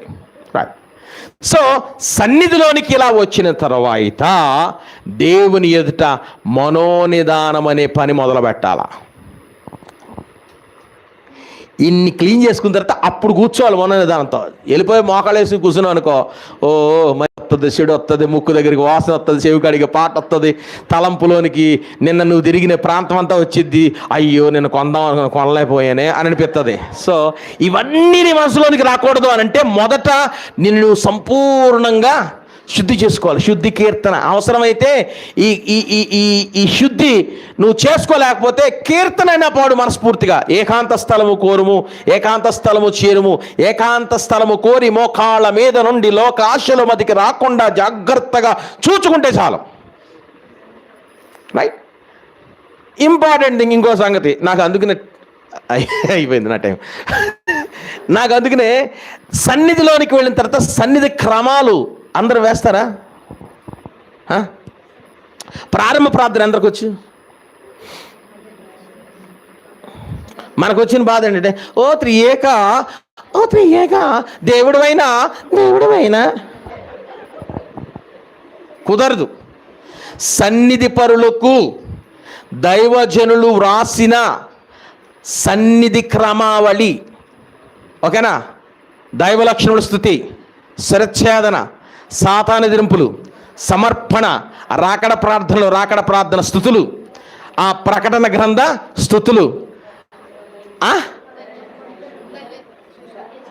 ధన్యతలు, ఇంకా చేస్తారా? ఓ వచ్చానా మీకు? చూడకుండా వచ్చా? ప్రాణ ప్రార్థన చెప్పండి, మీకు మరణ చెప్తా. ఓ త్రియేక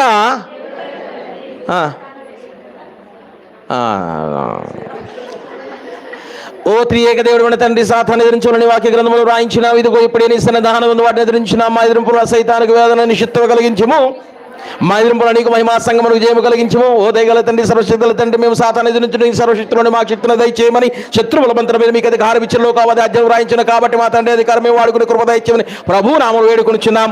సర్వలోకమును సృష్టించిన సృష్టికర్త తండ్రి యొక్క నామంలో, సర్వలోకమును రక్షించిన రక్షకర్త యేసుప్రభు యొక్క నామంలో, సర్వలోకమును ఆదరించి ఆయత్తపరిచిన పరిశుద్ధాత్మ తండ్రి యొక్క నామంలో, త్రియేక దేవుని నామంలో, గాలిలోకములో బంధకములో ఉన్న ఓ సాతాను నుంచి దురాత్మ సమూహములార, దీవులార, భూతములార, విజాతిములార మిమ్మల్ని గద్దించున్నాము కనుక మా ఎరుపులు గద్దెములు జాగ్రత్తగా ఆలకించమని త్రియేక దేవుని నామములో మీకు ఆజ్ఞాపిస్తున్నాం.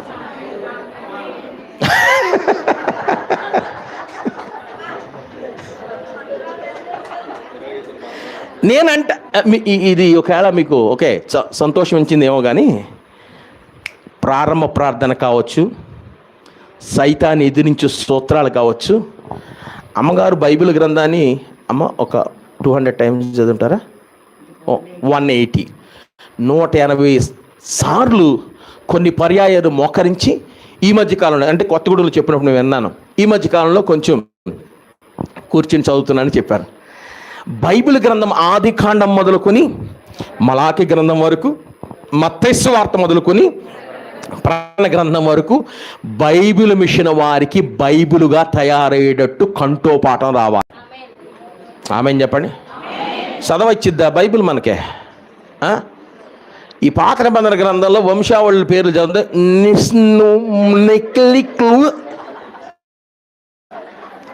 యాడ తిరిగిద్ది?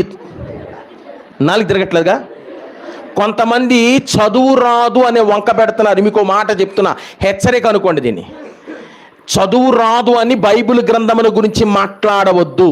ఈ బైబిల్ గ్రంథము చదవ ప్రయత్నం చేస్తే ఆ గ్రంథమే నీ నోట ఆ మాట ఉచ్చరింప చేస్తుంది. అయ్యా చదవేది కాదయ్యా నాకు అంటే, చదవేది కాదండి, ఉట్టిటి మాటలు చదివించుకుంటావు కదా. దైవజనుడు దేవదాసయ్య గారు చెప్పారట, చదవడం రాదు అయ్యా, అన్నీ ఉన్నాయి, అన్నీ లేకపోతే మల్టీ ఎలాగవుతాను నేను. చదవరాదు అన్నవాళ్ళు మీ పిల్లల్ని, చదువుకున్న పిల్లల్ని పిలిపించి తాయిలం పెట్టి చదివించుకోమన్నారు. అసలు అది అలా అట్టంటే వాటికి ఎందుకు ఉపయోగపడతాం మనం కదా. పనికి పాని పనులకి పిల్లల్ని ఉపయోగిస్తాం కానీ బైబిల్ చదవడానికి ఉపయోగించండి. రైట్, నెక్స్ట్ ముందుకెళ్దాం. రైట్, మనోనిదాన పని మొదలుపెట్టినప్పుడు ఖచ్చితంగా బైబిల్ గ్రంథంలో ఉన్నటువంటి భక్తులైన వారి యొక్క వరసను ఒకసారి జ్ఞాపకం చేసుకోండి. దేవుని సన్నిధిలో మనోనిదానముగా దానియేలు గ్రంథం 9వ అధ్యాయము 3వ వాక్యం.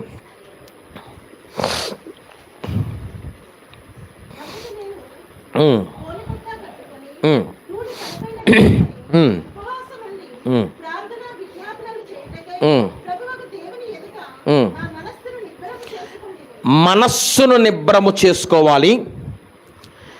దేవుని ఎదుటి నీవు ఉన్నప్పుడు నీ మనస్సును పలు విధాలుగా సంచరించేటట్లు చేయొద్దు. రైట్. రెండవదిగా, దేవుని యొక్క సన్నిధిలోనికి వెళ్ళినప్పుడు మన మనోనిదానము చెడిపోకుండా ఉన్నట్లుగా అయ్యగారు చెప్పిన ఒక చక్కని మాట ఏంటి తెలుసా? ఫోటో స్టూడియోకి వెళ్ళినప్పుడు ఫోటో తీసేవాడు మన చూడమంటాడు. ఇట్టేట అంటే కుదిరిద్దా? అలా వాడి దగ్గర ఇలాగే నిలబడాలి. కొంచెం తల కింద దించండి, కొంచెం పక్క తిప్పండి, ఈ పక్క తిప్పండి. అన్ని చేసిన తర్వాత స్ట్రైట్ అన్నప్పుడు ఎలా ఉంటామో దేవుని సన్నిధిలో దేవుని వైపు అలాగే నిదానించి చూడాలి. నిదానించి చూస్తే దేవుని యొక్క మహిమ నీలోనికి ఆకర్షితమవుతుంది. నిదానించి చూడడానికి కుదరట్లేదండి అని అంటే నిదానించి చూసేటువంటి శక్తి దయచే ప్రభువా అని ప్రభువుని అడగాలి. రైట్.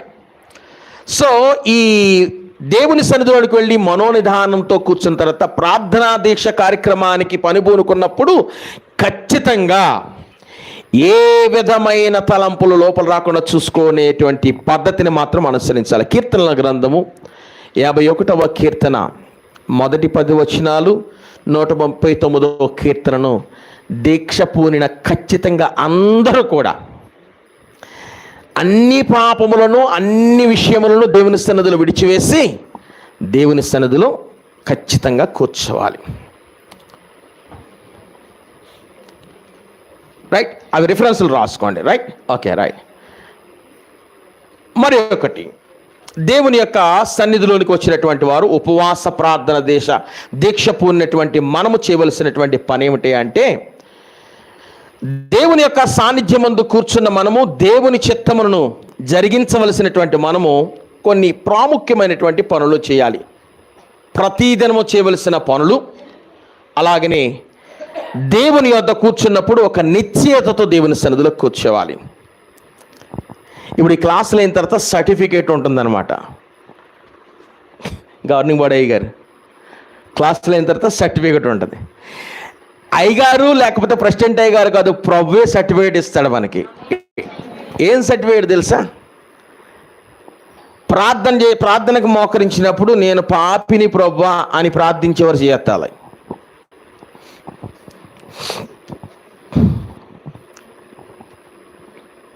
నువ్వు పాపి కదా,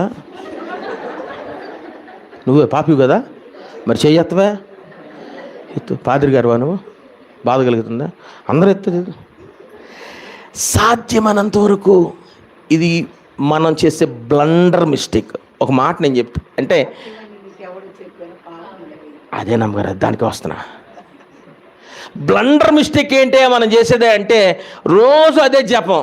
పాపిని నాయన, పాపిని నాయన, పాపిని పాపిని పాపిని పాపిడి పాపిడి సోంపాపిడిలాగా అయిపోయింది మన పని. దైవజనుడు ఏమండి, నేను అంటే తెలుగు లిటరేచర్ కనుక వాటిని కాస్త కంఠోపాఠం చేసి వాటి మీద రీసెర్చ్ చేశాను కనుక ఇవన్నీ కొంచెం దేవుడు ఏదో కొంచెం నాలుగుకి బట్టి ఇచ్చాడు నాకు. ఓకేనా? పాపివని నీకు ఎవ్వడు చెప్పాను, నీవు పావనుడవై ఉండగాను. శాప మరణము రాదు నీకు, చావును చంపిన జీవము నీ. ఓసారి పాడండి.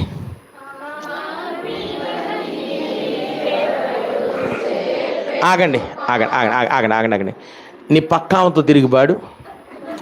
యూ హ్యావ్ టు డూ దా. నీ పక్కన వైపు తిరిగి చెప్పి పాడు. పాడు సార్, పాడుకోండి. నీ పక్కన చెప్పు. పాపివని నీకెవ్వడు చెప్పేను, పావనుడవై ఉండగా. చాలాగు. పాపివని నీకు ఎవడు చెప్పాడక్క? నువ్వెవరు? పావనుడు అంటే పరిశుద్ధుడు. అసలు ఈ మాట మనస్సుకు ఎప్పుడైనా స్మరణకు వస్తుందా? ఉదయాన్నే సాతాను నీకు వేసే ఫస్ట్ విత్తనం, యు ఆర్ ఎ సిన్నర్, నువ్వు పాపివి. సో లేవంగానే మన పిల్లగాడు ఎవడైనా అన్నాడు అనుకో, ఏందిరా పొద్దుటి ఏడుపు మొహవాడా అంటారు. అవునా? అవునా కాదా? మీకు ఇదేదో నవ్వించడానికి అనుకుంటున్నారే, మీ మనస్సులోకి ఇవి నాటుకోవాలన్న బాధ. ఓకే, ఏడుపు ముఖంతో వచ్చినోడితే ఏమంటాం తెలుసా? ఏంట చెప్పు, ఏంట్రా పొద్దుటి ఏడుపు ఏంటి అంటే ఆడు ఇంకా ఎడుతున్నాడు అనుకో, లాగిపెట్టి ఒకటి పీకుతాం. అవునా? ఏమండి, దైవ సన్నిధి పరులు అనబడిన మీరు లేవంగానే త్వరగా దేవుని స్మరించి ఆ వెనుక మీ పనులు ఆరంభించుట మేలు అన్నారు కదా. లేవంగానే దేవుని స్మరించే స్మరణ ఏంటి? కంఠోపాఠం కదా. స్మరిస్తున్నారా?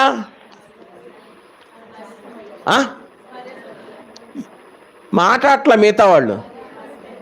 నేను అంటాను ప్రకటన 1:6 అంటే అయ్యగారు అది కంటత రాదు కానీ అయ్యగారు పొద్దుగాలంటే అయ్యా ఏదో లేదు స్తోత్రం ఆయన అనుకుని వచ్చేసాం కానీ అయ్యగారు అమ్మగారు చెప్పారు, చాలాసార్లు చెప్పారు అయ్యగారు, మా సంఘంలో మస్తు సార్లు చెప్పారు అమ్మగారు, అది చెప్పిందే చాలాసార్లు చెప్పారు. నేను అంటాను మొట్టమొదటిగా నీ దగ్గరకు with smile, with love he will come to you. దేవుడు చిరునవ్వుతో ప్రేమతో నీ దగ్గరికి వస్తాడు. అప్పుడు నువ్వు ఏడుపు ముఖం చూపిస్తావా, నీ చిరునవ్వు కలిగిన మోమును చూపిస్తావా? చిరునవ్వు కలిగిన మోము ఏం చేస్తా తెలుసా? Thank you lord, you have given me one more day in my life. దేవా నీకు కృతజ్ఞతలు, నా జీవితానికి మరి ఒక రోజును నాకు అనుగ్రహించినందుకు స్తోత్రము అని చెప్పి, ప్రభువా నీవు పరిశుద్ధుడవైనావు గనక నేనును పరిశుద్ధుడనై ఉన్నాను అందుముగాక. నేను మాట చెప్పమంటారా? పాపి పాపి పాపి అనుకుంటే రోజు పాపిగానే మారిపోతావు. ఒక్కసారి అని చూడు, పరిశుద్ధుడును పరిశుద్ధుడును పరిశుద్ధుడు పరిశుద్ధుడును పరిశుద్ధుడు పరిశుద్ధుడును అనుకుంటూ ఉండు. కడకు నీ మాట పరిశుద్ధం, నీ ప్రవర్తన పరిశుద్ధం, నీ క్రియలు పరిశుద్ధం, నీ నడవడిక పరిశుద్ధం, నీ సమస్తము పరిశుద్ధంగా మార్చబడుతుంది. Right? So you have to pronounce first holy holy holy. మాట ఎప్పుడైతే పరిశుద్ధ వాక్యాన్ని, పరిశుద్ధమైన మాటను ఉచ్చరిస్తుందో, ఉచ్చరించబడిన మాట మనసేచ్ఛలోనికి చేరి నీ హృదయాన్ని శుద్ధి చేస్తుంది. హృదయ శుద్ధి గలవారు ధన్యులు. Yes, we have to see. హృదయ శుద్ధి లేకపోతేనో కనబడ్డు మాట్లాడని సంఘాలు చాలా ఉన్నాయి ప్రపంచంలో. చాలా సంగతులు చూసినవాడు లేడు, ఒక్కడును లేడని పరిశుద్ధ గ్రంథం చెప్తుంది. పిచ్చోడా బిత్తరోడా మోషే ఏం చేశాడురా అని చెప్పాలి మనం. నీకు కనవట్లేదంటే నువ్వు గుడ్డోడు అయి ఉండాలి. ఏ గుడ్డితనం ఉంది నీలో? శుద్ధి అనే గుడ్డితనం. శుద్ధి లేదు, హృదయం అలా లేదు.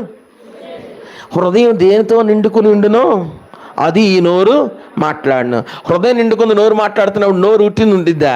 తలంపును బాడు చేసిద్ది, ఇతరులను బాడు చేసిద్ది, అందరిని బాడు చేసిద్ది. అందరూ కంపు అయిపోయిన తర్వాత దేవుడు ఎట్టు కనబడతాడు? మీ అందరికీ మరణాత మరణాత సూక్ష్మ ప్రార్థన చెప్పరి. ఇదో దేవా కనబడు అంటున్నారండి. చక్కగా చెప్పాలి. ఓకేనా? దేవా నాకు కనబడము, నాతో మాట్లాడము. ఆగురి ఎంతమంది కనబడ్డాడు చేస్తాడు?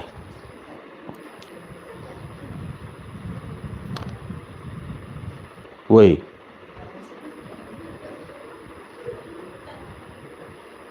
ఎన్ని సంవత్సరాలు చేస్తున్నారు ఈ ప్రార్థన? సన్నిధి పరులారా, ఎన్ని సంవత్సరాలు చేస్తున్నాము ఈ ప్రార్థన? ఎందుకు నేను చేత అంటే మీరు సిగ్గుపరచాలని, లేకపోతే నేను పెద్ద గొప్పగా చేయాలని కాదు. ఈ ప్రార్థనను మాట ప్రార్థనగా మార్చేశాడు సాతాను. అర్థమైందా? ఇదేంటంటే ఒక కోడ్ లాగా, మనందరికీ బైబిల్ మిషన్ కోడ్ లాగా, దేవా నాకు కనబడ, వీళ్ళగా అది వాళ్ళు కనబడమంటారు వాళ్ళ సంగతులే అన్నట్టుగా మార్చేశాడు తప్ప దేవా నాకు కనబడాలి. ఇప్పుడు నేను ఇంకో మాట చెప్తాను మీ అందరికంటే, కొంచెం మీకు నవ్వుగా అనిపిస్తుందేమో కానీ దాన్ని లోతుగా అర్థం చేసుకున్నారు. నీకు ఏదో అవసరం అర్జెంటుగా, ఏమండి ఎక్కడున్నారు, అర్జెంటుగా రా అని అంటే ఆయన ఏం చెప్తాడు? చెప్పండి. నేను రాను అంటాడా? భార్యను ప్రేమించు భర్త ఎప్పుడు ఆ మాట పలకడు. ఏమైందే, ఏమైనా తర్వాత చెప్తాను, అర్జెంటుగా రండి ఇంటికంటది. అవునా? నీ ప్రాణప్రియుడైన యేసునట్లా నువ్వెందుకు పిలవలేవు? పిలవలేవు కాదు, పిలవాలి. ఈ రోజు నుంచి పిలవాలి. ఆయన రమ్మంటే వస్తాడు, నీతో ఉండమంటే సదాకాలం నేను నీతో కూడా ఉంటానని వాగ్దానం చేసినాడు, ఉంటాడు. Amen. So make it possible. వీటిని సాధ్యమయ్యేటువంటి పద్ధతిలో, అనుసరణీయమైన పద్ధతిలో వాడుకగా చేసుకోవాలి. ఈ 2 రోజులు మీటింగ్ పెట్టారు, ఆ మీటింగ్లో అయ్యగారులు ఏమో చెప్పారు అని అనుకుని పోతాం కాదు. ఖచ్చితంగా ఇది మొదలుకొని ఫ్రమ్ టుడే ఇది మొదలుకొని దేవునితో మాట్లాడు అనుభవం మనము కలిగిందుముగాక. చాలా మందికి దీనికి పర్యాయ అర్థాలు చాలా చెప్తారు. బైబిల్లోంచి మాట్లాడతాడు, అందులోంచి మాట్లాడితే ఇందులో మాట్లాడతాడు. దేవదాసాయి గారితో మాట్లాడిన దేవుడు నీతో మాట్లాడ్డా? గట్టిగా చెప్పండి, బాగా చెప్పాలి. మాట్లాడాలి. వినే చెవి నువ్వు కలిగి ఉండాలి. ఎవరో సన్నిధి వీరులు, అవునా? విజ్ఞాపన అంటే ఆయన మాట వింటూ ఆయన చెప్పిన పని చెప్పినట్టు చేసే వీరత్వం కలిగిన వనితలు మీరు. ఆమెన్.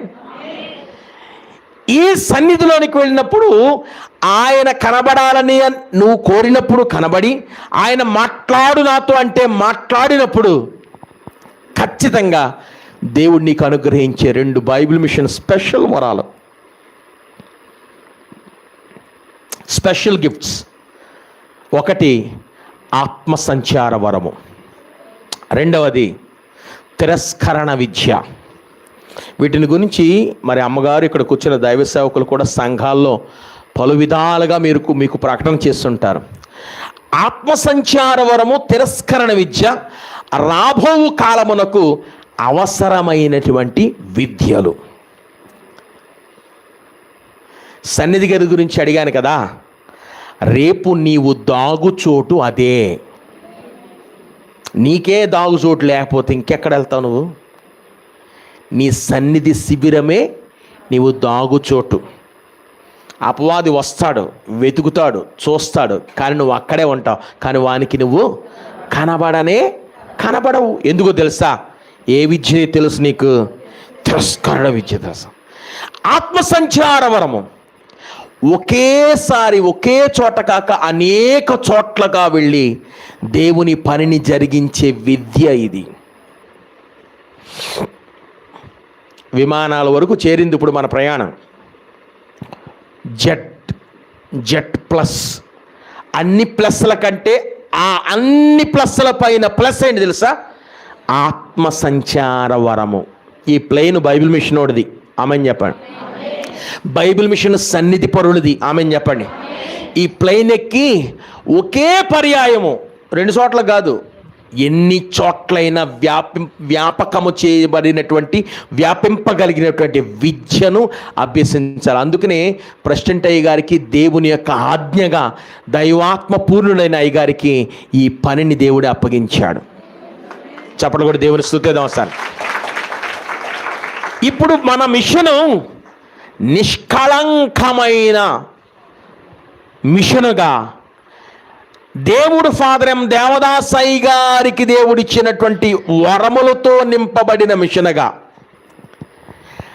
అయ్యగారు కలిగి ఉన్న పెండ్లి కుమార్తె అంతస్తులోనికి మార్చబడే మిషనుగా తయారు చేసే పనిలో ఫస్ట్ స్టెప్ ఎక్కాం ఇప్పుడు మనం.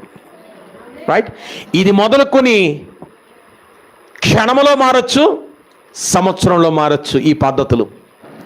అందుచేతనే మీరు సో ప్రెషియస్, సో స్పెషల్, ఆ విషయాన్ని గుర్తెరగండి. అందుచేతనే ఆత్మసంచార వరము, తిరస్కరణ విద్యను కూడా దేవుని సన్నిధిలో మీరు ఖచ్చితంగా పొందవలసిన వారై ఉన్నారు. ఈ పొందడానికి అర్హత సంపాదించడానికి దేవుని యొద్ద నుండి ఒక నిశ్చయత కావాలి. పాప క్షమాపణ పత్రం. ఏం చెప్పండి? ఈ పత్రాన్ని దేవుడు ఆల్రెడీ సంచకరువుగా అప్పగించాడు. సంచకరువు అంటే పేయింగ్ ఇన్ అడ్వాన్స్, బజానా. ఓకేనా? సంచకరువు అంటే బజానా. సో దేవుడు ఆల్రెడీ పాపములన్నింటినీ క్షమించేశాను, నీవు పాపివి కాదు, పరిశుద్ధుడవు అని సర్టిఫై చేసిన సర్టిఫికేట్ తీసుకెళ్ళి బీరోలో పెట్టి నేను పాపినే అని అనుకోవద్దు. రైట్? సో పాప క్షమాపణ పత్రం గురించి అయ్యగారు రాసిన పుస్తకంలో నుంచి ఈ సర్టిఫికేట్ని గురించిన సంగతులు. మొదటిది 6 రకాలైన క్షమాపణ. లేవియా కాండము 16వ అధ్యాయము 21వ వచనం. రెండవది యెషయా గ్రంథము, రాసుకోండి చాలు, 38వ అధ్యాయం. ఇంటికి వెళ్ళిన తర్వాత నెంబర్ వేయాలి సుమా. బాగా చెప్పారు, బాగా తిన్నాం, బాగా అయ్యింది, ఓ సూపర్ చెప్పారు అయ్యగారు, ఓ ఆయన ఎవడు లావుగున్నాడు, భలే చెప్పాడు, ఇయ్యొద్దు. ఓకేనా? రైట్. యెషయా గ్రంథం 38వ అధ్యాయం 17వ వాక్యం. మూడవది మీకా గ్రంథం 7వ అధ్యాయం 19వ వాక్యం. నాలుగవది అపోస్తలుడైన పౌలు రోమీలకు రాసిన పత్రిక 4వ అధ్యాయము 7వ వచనం. ఐదవది కొలసీలకు రాసిన పత్రిక 2వ అధ్యాయము 13వ వచనం నుండి 16వ వచనం వరకు. ఆరవది హెబ్రీ పత్రిక 10వ అధ్యాయము 17వ వచనము. 16, 17 రాసుకోవచ్చు. Okay, right. సో ఇవన్నీ కూడా ఆ క్షమాపణ పత్రంలో నీకు ఒక నిశ్చయత ఇస్తున్నాయి. You are perfectly all right అని చెప్పే పత్రం ఇది. ఇది పొందుకొని ఇది దగ్గర పెట్టుకుని కూడా ఇంకా నేను పాపిని అంటే కుదరదు. ఓకేనా? మీరందరూ సన్నిధి పరులండి. మాదేవుందయ్య గారు ఏదో చిన్ని పరులు పెద్ద పరులు, ఏ పరువు లేదు. దేవుని యొక్క పరిచర్యలో మీరు పాలిభాగస్తులు. ఆమేన్ చెప్పండి. సో ఈ పనిని బట్టి దేవుడు చెప్తున్నాడు, now we are all new born babies. మనందరం నూతన జన్మము కలిగినటువంటి బిడ్డలం దేవుని సన్నిధి. కొరింథీయులకు రాసిన 2వ పత్రిక 5వ అధ్యాయం 17వ వాక్యం చదువుదాం. అపోస్తలుడైన పౌలు కొరింథీయులకు రాసిన 2వ పత్రిక 5వ అధ్యాయం 17వ వాక్యం. కాగా ఎవడైనను క్రీస్తునందున్న ఎడల వాడు నూతన సృష్టి, పాతవి గతించెను, ఇదిగో నేను క్రొత్త దానినాయను. ఆమేన్. క్రొత్త వానినాయను. ఆమేన్ చెప్పండి. క్రొత్త దానినాయను. ఆమేన్ చెప్పండి. So we are all a new born babies. మనందరము క్రొత్తగా దేవుని సన్నిధిలో పాప భయము, పాప భీతి లేకుండా పరిశుద్ధ స్థితిని అలంకరించుకున్నటువంటి సన్నిధి పరులు. ఆమేన్ చెప్పండి. ఇంకా ఓ అమ్మ ఇట్ట అన్నాడు అయ్య గారు, మరి అది ఎట్ట చేతనంగా ఎట్టబ్బా, ఏం చేస్తే బాగుంటుంది. నేను అంటున్నా, ఆ తలంపులోనికైనను రానద్దు. చెడు తలంపులు పుట్టించేది చెడు దుష్టాత్మలు నా కడకు రానియవద్దు అని అడగండి. కదలనియొద్దు, వాటిని నా దగ్గర రానియొద్దు, వాటిని అక్కడి నుంచి కదలనియొద్దు. ఎందుకో తెలుసా? ఒకసారి బెలంలో పెట్టినావు కనుక వాడిని అట్టనే ఉంచు. అడగాలిగా. అయ్యో అసలు ఏందోనయ్య గారు, అసలు చెడ్డ కళ్ళు వచ్చేస్తున్నాయి, నువ్వు రానెత్తనా వస్తున్నాయి. మొన్న వచ్చిన కళ బాగానే వచ్చింది, కానీ ఈ రాత్రి వచ్చిన కళ మాత్రం కొంచెం భయం అనిపించింది. అసలు మొన్న వచ్చిన కళ చెడుగు, చాలా చెడుగు. అది ఆ చెడుగుని ఆస్వాదించి ఆహ్లాదకరంగా ముసుముసు నవ్వులు నవ్వేసుకుని అనేసుకుని ఈరోజు కొంచెం భయం, వామ్మో రాత్రి వచ్చిన కళ అసలు చాలా భయం వేసింది అయ్య గారు. అసలు చెడు కళ ఎందుకు నీకు రావాలి? అసలు నీ కడకు రాకుండా ఆపు చేయి ప్రభా. అందుచేతనే తలంపు ఈ తలంపులోనిదే నీ మదిలోనికి ఎట్లా వస్తుంది కదా తలంపు. అసలు ఆ తలంపులోనికి రానివద్దు. సో టోటల్గా మనం అందరం కూడా పరిపూర్ణమైన శుద్ధి చేయబడిన పాత్రలముగా ఉన్నాము. అవునా? క్లీన్ అయినయా? బయట క్లీన్ అయిందా? లోపల కూడా క్లీన్ అయిందా? లోపటను బయటను శుద్ధి చేయబడిన పాత్ర, ఖాళీ పాత్రలారా దేవుని వాక్యమనే మాధుర్యము చేత నింపబడుదుముగాక. నింపబడితే చాలు, అందరికి మనం పంచగలం. రైట్? సో నింపబడకుండా పంచాలంటే ఇక మొత్తం అన్నీ ఇవి లేకుండా అయిపోతుంది, నీరసం వచ్చింది అనమాట. రైట్?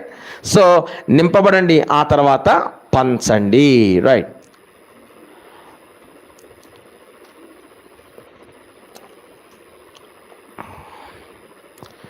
అయ్యగారు చెప్తూ నేను అనే బోధకులు అవ్వాలి, నేనే బోధగా మారాలి. What you call it is? నన్ను చూస్తేనే వారికి వాక్యం కనపడాలి. ఆ స్థితిలోనికి అయిపోయింది. రైట్. ఇప్పుడే రైట్, సమయం అయిపోయింది. ఓకేనా? రైట్. నేను అనే బోధ అంటే నాలోని క్రీస్తు నిక్షిప్తమైపోవాలి. ప్రభు సంస్కార బిందు తీసుకుంటారుగా మీ అందరూ? ఓకేనా? నా రక్తము ప్రతి నిమిషము నీళ్ళు మీలో దారగా ప్రవహించినది మీకు జీవము. ఓకేనా? జీవము. అవునా? అయ్యగారు రాసిన కీర్తనలో మనము ప్రభుని ముట్టుకును భోజన పంక్తి, మనలను ఆయన ముట్టుకును భోజన పంక్తి, మన తండ్రితో ఇంత చనువాయను, ఈ చనువు మోక్షస్థలమునకు చేర్చును. ఈ మాటను బట్టి ఏంటంటారు దీంట్లో అర్థం? ముట్టుకోవడం ఏంటి? ఆయన ముట్టుకుంటే నేను ముట్టుకునేది ఏంటి? ముట్టుకోవడం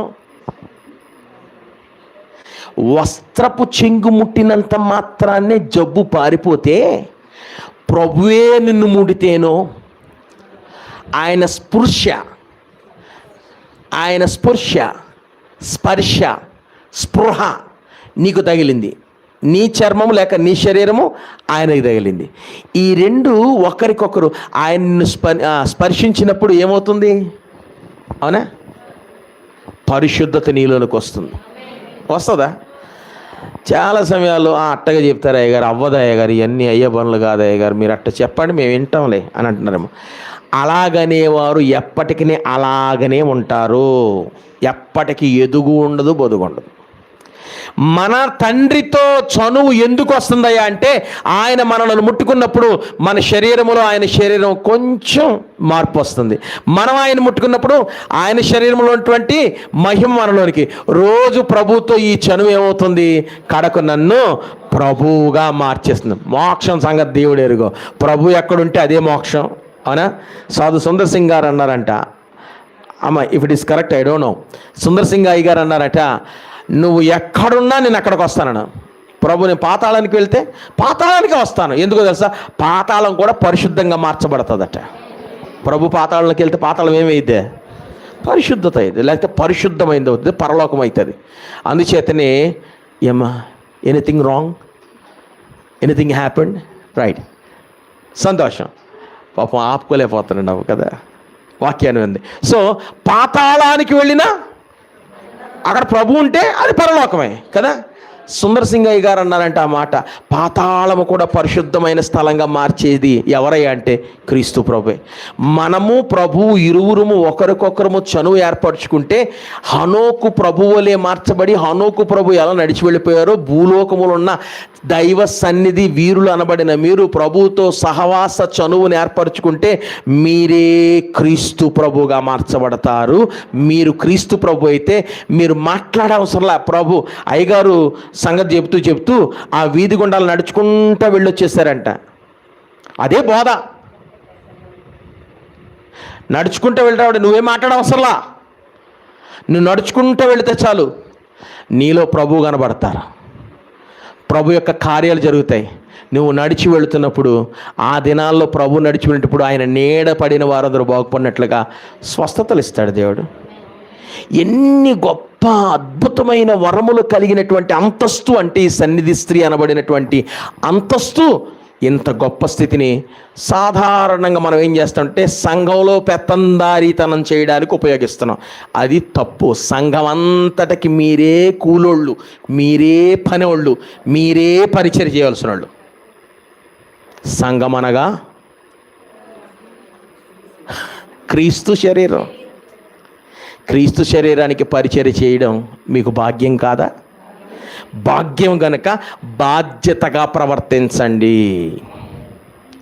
బాధ్యతగా ప్రవర్తించకపోతే ఎప్పటికీ ఏమి చేయాలి? అందుచేతనే ఎంత గొప్పవారుగా ఉండి పడిపోయినా సరే పడిపోతిని అనవద్దు, వడిగా లెమ్ము రమ్ము. దీని గురించి ఒక సందర్భం పురుషోత్తం చౌదరి గారి గురించి నేను అయ్యగారి కీర్తనలో తీసేసి చేస్తే నా బీడీ క్లాస్మేట్ ఒక ఆయన పురుషోత్తం చౌదరి గారి పాటల మీద తీసేసి చేసినప్పుడు ఈ ఒక పాట యొక్క బ్యాక్గ్రౌండ్ సంగతి. పురుషోత్తం చౌదరి అయ్య గారు దేవునికి దూరమైనటువంటి వేళ, ఇక నేను దేవుని చెంతకు రాను, నేను అపరిశుద్ధమైన పనిని జరిగించానని గదిలోకి వెళ్ళి బంధన చేసుకున్నప్పుడు పరలోకం నుంచి దిగి వచ్చినటువంటి పరిశుద్ధులు అనబడిన త్రైక దేవులు చౌదరి కమౌట్ అని పిలిచినప్పుడు ఆ వచ్చిన వ్యక్తుల యొక్క స్వరూప స్వభావం మహిమ పురుషోత్తం చౌదరి గారి యొక్క హృదయములోనికి చొచ్చి ఒక్క క్షణములోనే తన పాప భీతి, పాప భయము, పాప స్థితిని అంతటిని శుద్ధి చేసేయగానే it happened within fraction of seconds, ఒక్క క్షణములోనే వ్యాపింపగానే ఆయన రాసిన కీర్తన, ఉన్న పాటున వచ్చు చున్నాను నీ పాద సన్నిధి కో రక్షక. ఉన్న పాటనే వస్తాను. ఎందుకన్నాడు తెలుసు? అప్పుడు దాకా ఏ భయం ఉంది లోపల? నేను పాపం చేశాను, దేవునికి విరోధమైన పాపం చేశాను, ఇక నేను దేవుని యొద్దకు వచ్చుటకు యోగ్యుడును కాను. అంచేతన అంటున్నాను, నీవు క్రీస్తు స్వారూప్యము గల